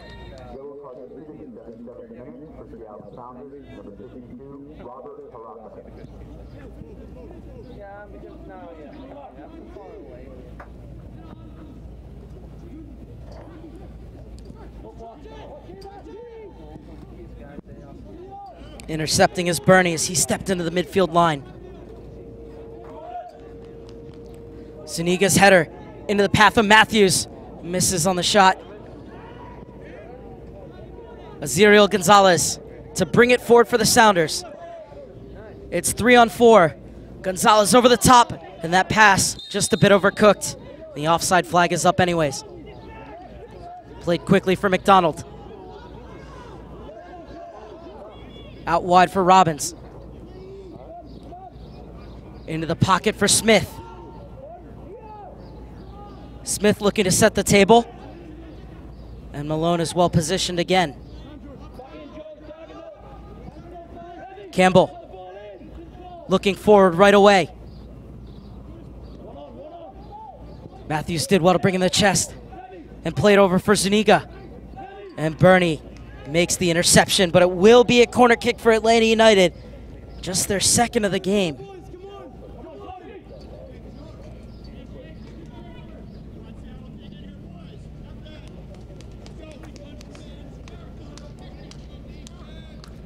Still time for Atlanta United to get back into this one. Oh, that's a great ball driven in, and just missing it was Claggett. And we'll go all the way out for a throw-in as the Seattle Sounders are getting set to make another double substitution. Just missing it. At the back post was Brandon Claggett. And now it's the 2-goal hero, Ray Serrano, who's going to come off, as well as Peter Kingston. And so as Serrano comes off, it's one youth national team player coming on for another, as he's going to be replaced by Daniel Leyva. So the U-17 national pool player comes off to be replaced by a U-16 national team pool player who's playing up from the 15s and has now appeared in every playoff game, Daniel Leyva. Leyva comes on for his 19th appearance here at the 16-17 level. Another U-16 national team player coming on as well for the Seattle Sounders in Soto Kitahara. The spaces open up. Gonzalez slides it over. Ocampo Chavez overran it. And Campbell squares up to him. Waits for the overlapping run. Leyva able to get there in time. Back to Atencio. The call from the Seattle bench is keep it. And so they start to go back. Now inside. Oh, what a cheeky touch from Atencio. Leyva wants it in the channel. Instead, it will go back to Atencio. Stepping in to win it back is McDonald. Smith. Had Montana draped all over him, but is able to get it back to Campbell as we're into the final 10 minutes of normal time.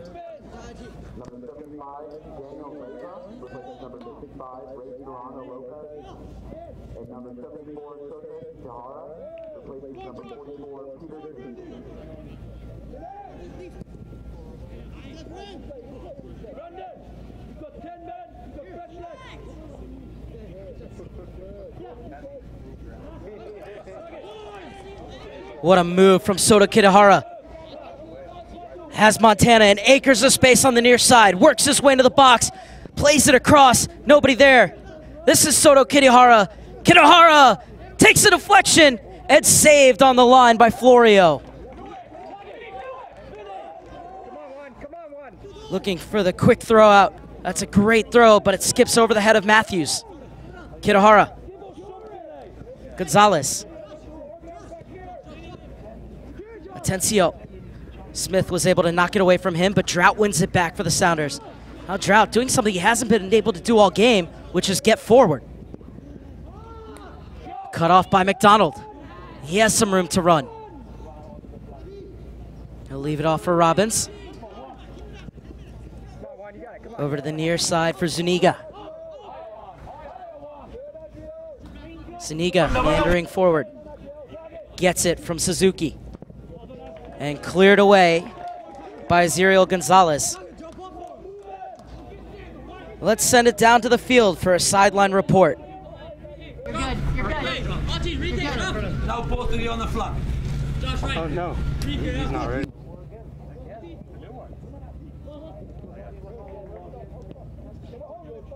You're ready. He's ready.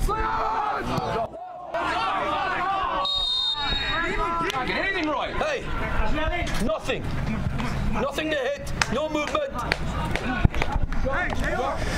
Well, we spoke with Atlanta United sport performance coach Daniel Wartner on the mustard situation. They said it was a way to beat the heat here in steamy Kansas City and help with the cramps.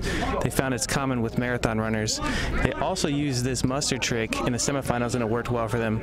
Let's see if it helps here as they push forward late here in the second half and try to put some spice into the end of this match. Up, up, up!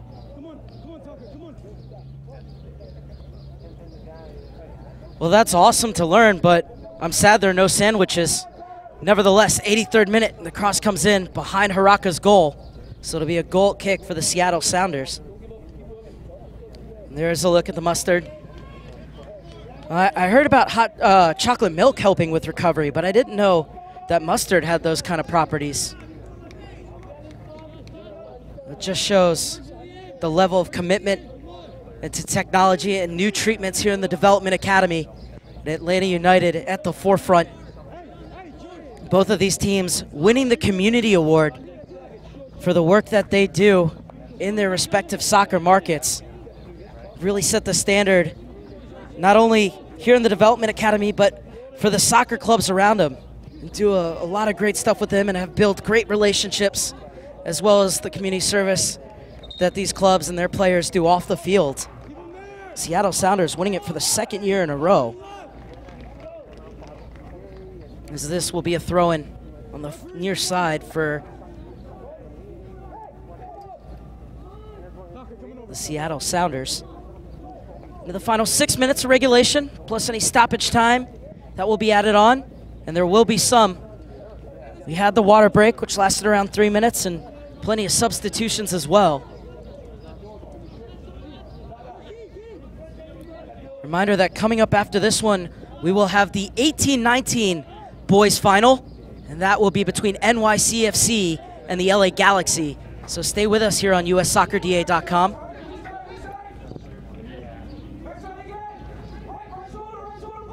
McDonald looking for options.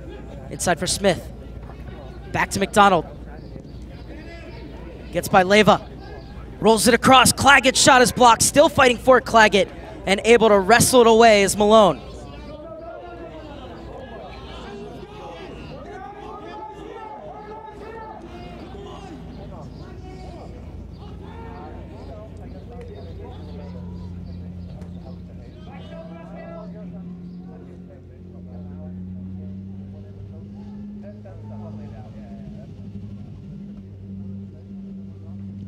Leyva hit it off of McDonald, so it'll be a Sounders throw in the 86th minute.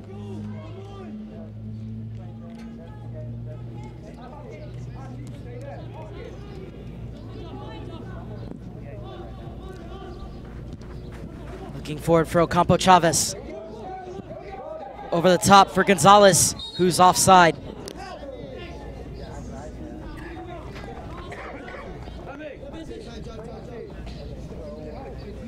It was an easy one for Katrina Wasiak out of New York.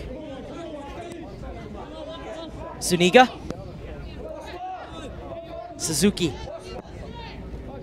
Who's dropped back into that center half position since Remy Smith came on and is playing the number 6. And this is Francombe. Gets it out wide. McDonald looking to run. Gets it back from Robbins. Comes across for Smith. He tried to disguise his path to play it back to McDonald, who was making the run in. That was a great look from Remy Smith, but wise to it was the Sounders defense. And now they look to work the ball in. Ocampo Chavez making the run. He goes down on the challenge from Campbell. Nothing doing, says the referee, and Campbell will bring it out for Atlanta United. Off for Francombe. Zuniga. Gonzalez getting back. Rolled into the feet of Matthews, unable to turn this time around.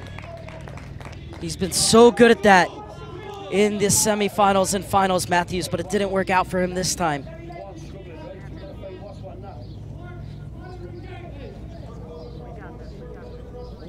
Seattle so close to extending their lead as it's a delightful ball right across.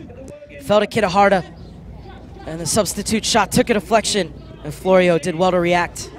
It's a good effort from Kitahara, and Florio saving it just in time. Otherwise, that would have been curtains for Atlanta United. And now they're still in with a shout. Trailing 3-1 in the 88th minute, but there will be plenty of stoppage time at the end of this one. Malone gets it away from Claggett. Ocampo Chavez. It's 3-on-2 if they can hurry. Into the space. This is Leyva, has Aziriel Gonzalez. Leyva goes himself, and it's blocked by Suzuki.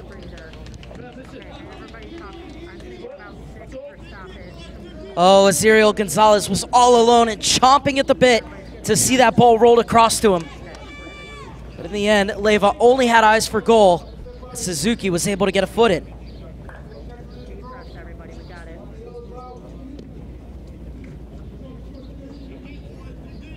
Final 2 minutes of the 90 now. Suzuki clears.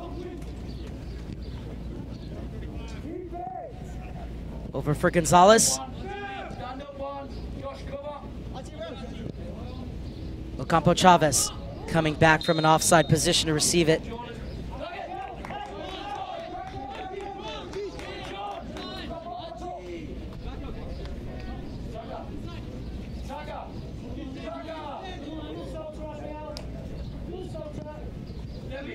Suzuki has Zuniga to his left.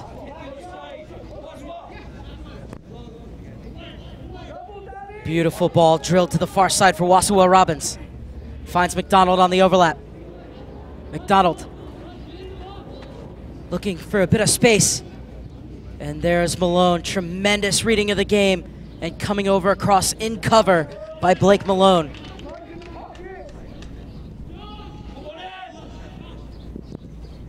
Malone has been lights out here at championship weekend. And sliding it away is Enrique Montana.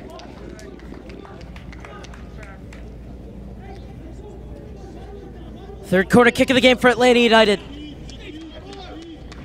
Can they pull one back?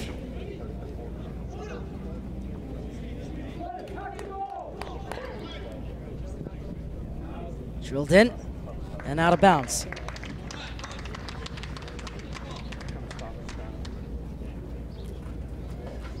Now just waiting to see the board go up for stoppage time. So we've hit the 90th minute.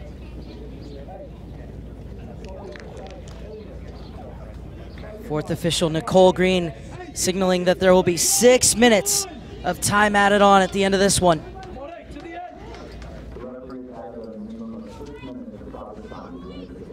Haraka has to be careful. He's already gotten a yellow card. Could be at fault for the goal that he gave up, Haraka, but he certainly made amends for it with the penalty save on McDonald in the 76th minute, which kept the game at 3-1.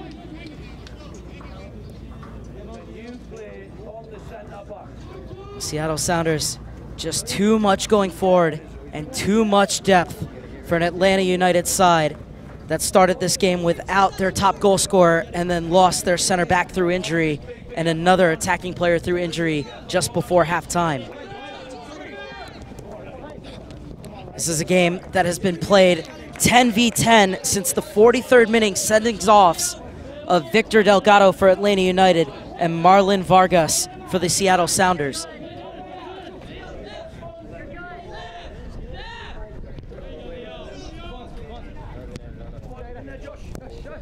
Over the top. And Campbell gets there before Ocampo Chavez. And will leave it off for his keeper. Minute and a half has elapsed in stoppage time. Suzuki's pass picked off. Leyva looking to run. Ocampo Chavez onside. Picks his head up. Gonzalez! And that is the dagger. It's the Seattle Sounders title now as Aziriel Gonzalez finishes it with a flourish.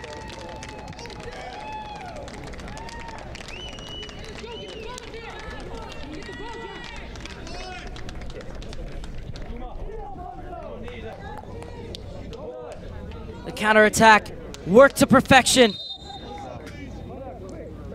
Leyva with the reverse ball, diagonal run of Ocampo Chavez, and so unselfish as he slotted it across for Aziriel Gonzalez to steer home.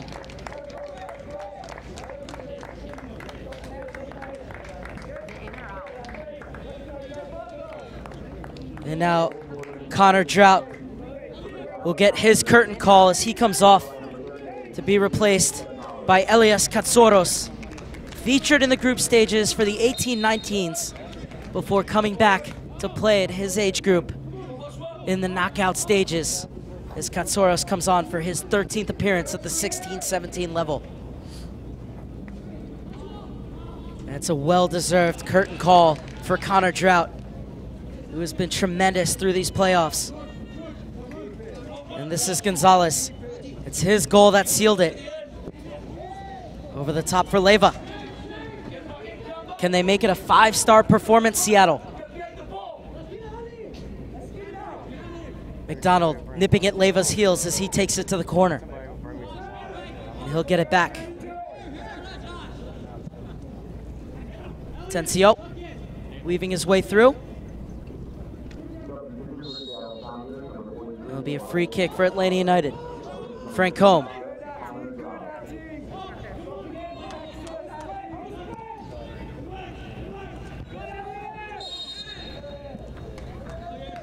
That foul born out of frustration more than anything else. As the seconds tick away in this U16-17 final. A reminder that coming up next, the U18-19 final, NYCFC versus the LA Galaxy.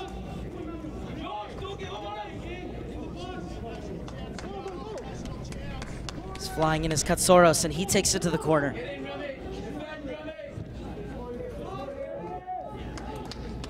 Back for Leiva. Kitahara wanted it in the center. Instead, it's going to come all the way back.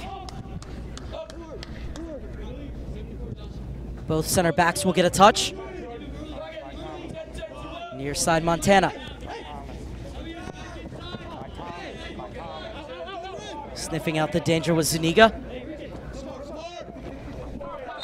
And this will be a foul on Montana as he brought Jordan Matthews to ground. Really enjoyed the play of Jordan Matthews throughout this weekend. He turned the tide against the Montreal Impact and was a big reason that Atlanta United are in this final. As Haraka comes out, one of the many heroes of this match for the Seattle Sounders, who've now scored 26 goals in these playoffs. But perhaps one of the biggest moments was his penalty save in the 76th minute to keep it at 3-1. Otherwise, the end of this game would be very, very different. And anywhere will do at the moment for the Sounders.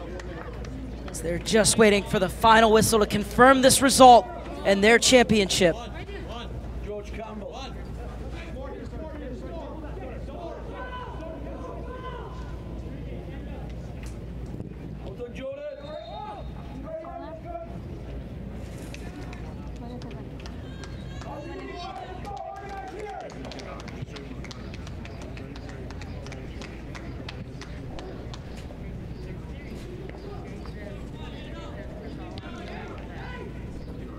Corner kick for Atlanta United.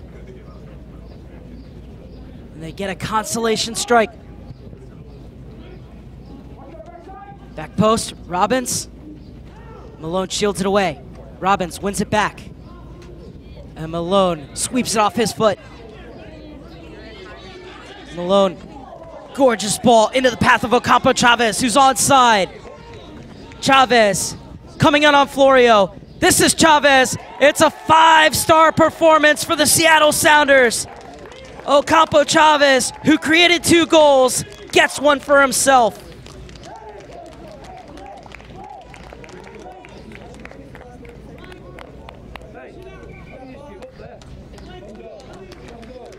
And it was Blake Maloney, stellar one-on-one defending in the box, who ran it, came sprinting out, and played the ball that looks like one from a creative number 10 into the path of Ocampo Chavez. And how about this for composure? As cool as you'd like, championship sealed for the Seattle Sounders. The Seattle Sounders are the U.S. Soccer Development Academy champions. They are the kings of the U16-17 level.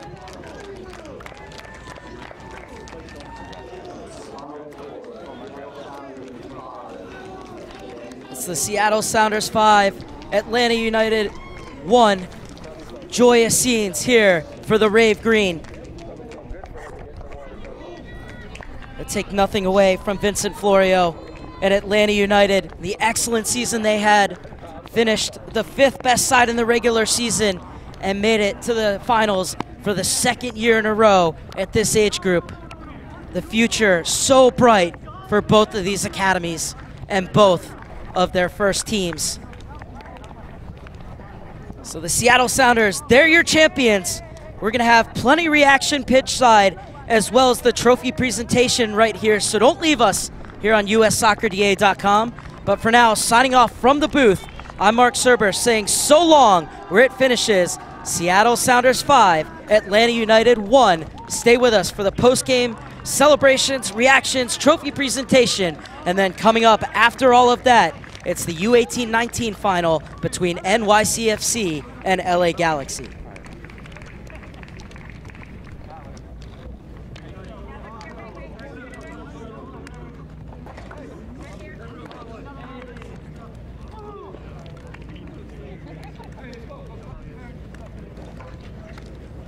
Hey, can you hear me? Okay, just making sure. I'm gonna shoot from behind the table.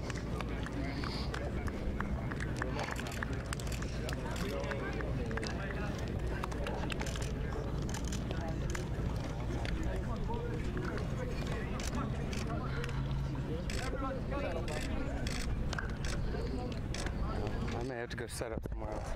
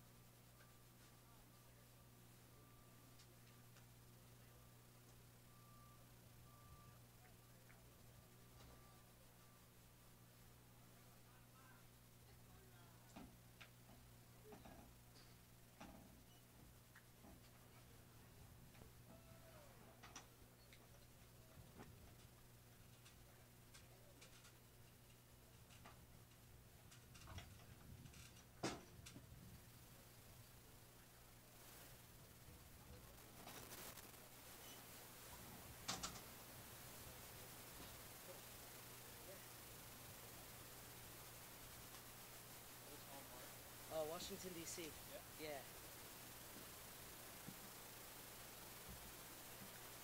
I'm sure it's just as hot there as it is here, so.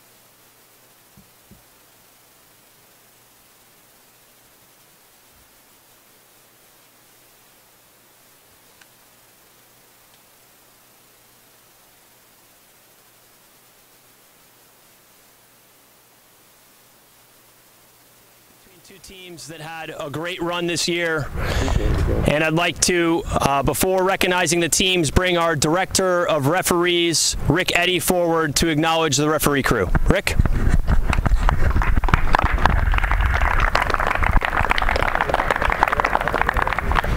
Thanks, Jared. I'd like to introduce first the referee from Florida, Magic Kurik.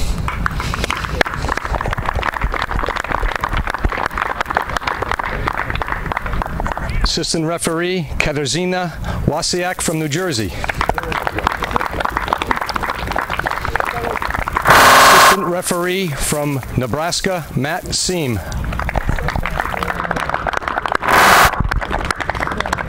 And fourth official from Michigan, Nicole Green.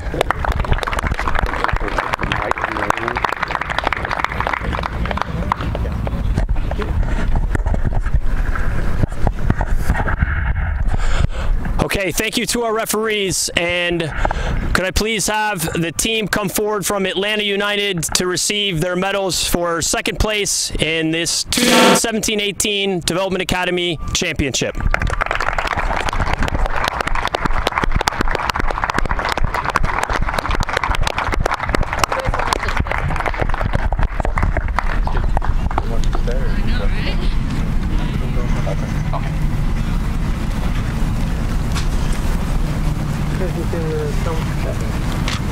Congrats. With the second. Congrats, guys. Thank you. Congrats. Congratulations.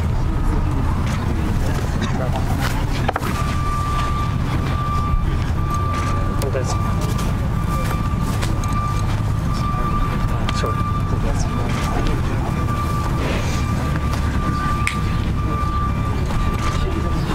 Congrats. Congrats.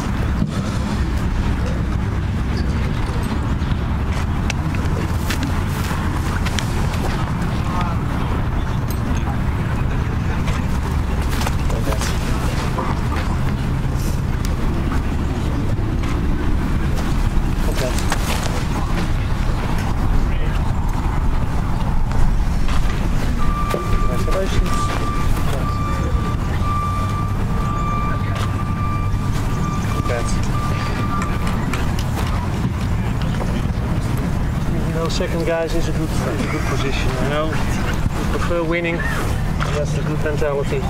Congrats. But you can be proud on this. Congrats.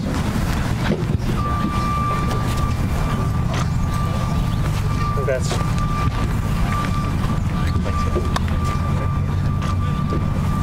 Congrats. Congrats.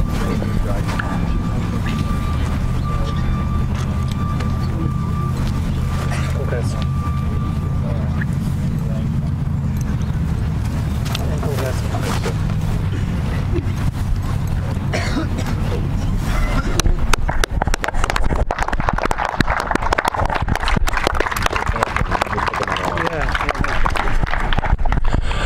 Congratulations to Atlanta United Football Club, their players, their staff, and the organization. And now for this year's 2017-18 Development Academy champions, please send the team forward to receive your medals. The Seattle Sounders.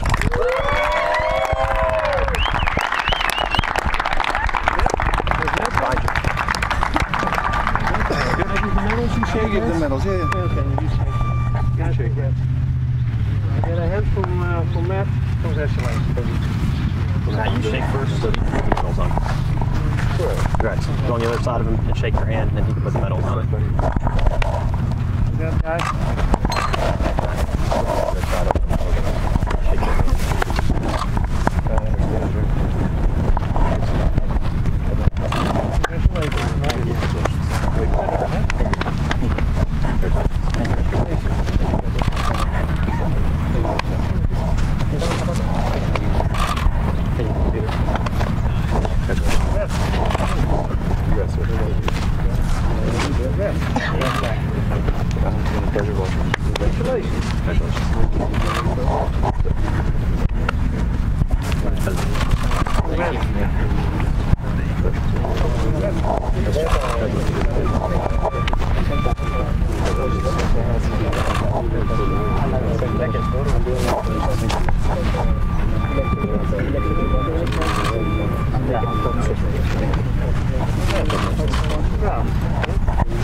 Yeah, we'll end up taking your picture by the arch so you can start to go over there, and then the team, captain can stay here because we'll present you. Okay. We'll end up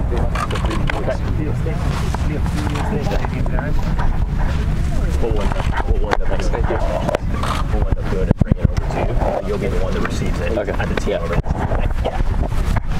Good luck. bring it to you in a second. And congratulations to the Seattle Sounders staff. Could head coach Chris Little please come forward to accept the team trophy?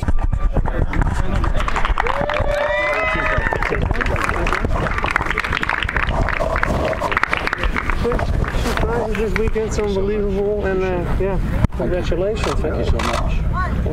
Hey, here, guys. Appreciate it. Yeah, thank you. Thank you.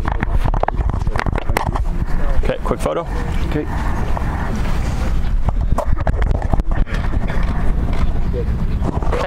Thank you. Appreciate it, guys. Thanks. All right. There's also here, not only on this side. You also saw it here. Yeah, Let's do it. You take the trophy.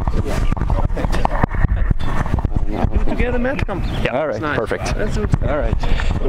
And now, Academy Director Alois Vinker and Technical Advisor Matt Dacey to present the trophy to Seattle Sounders.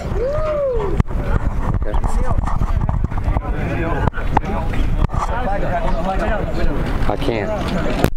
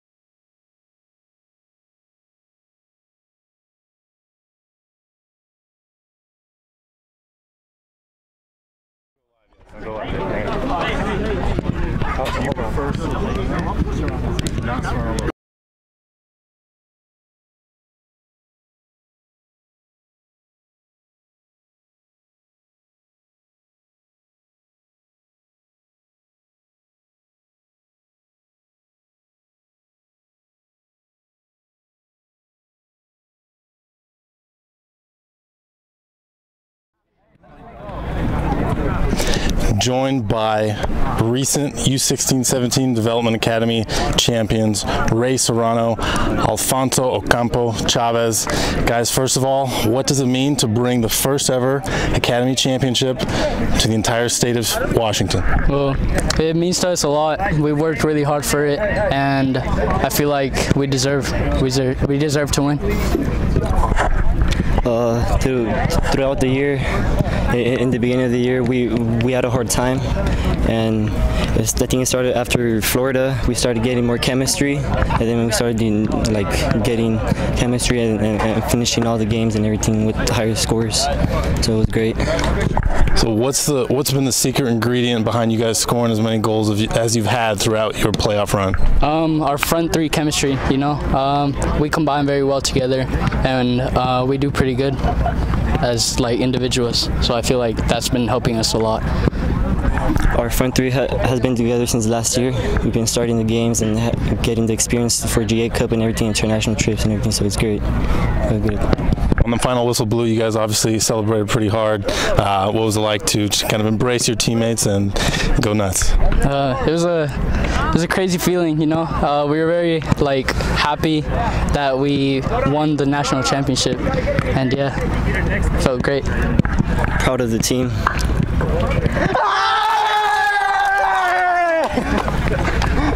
Bro, that was hot water, bro.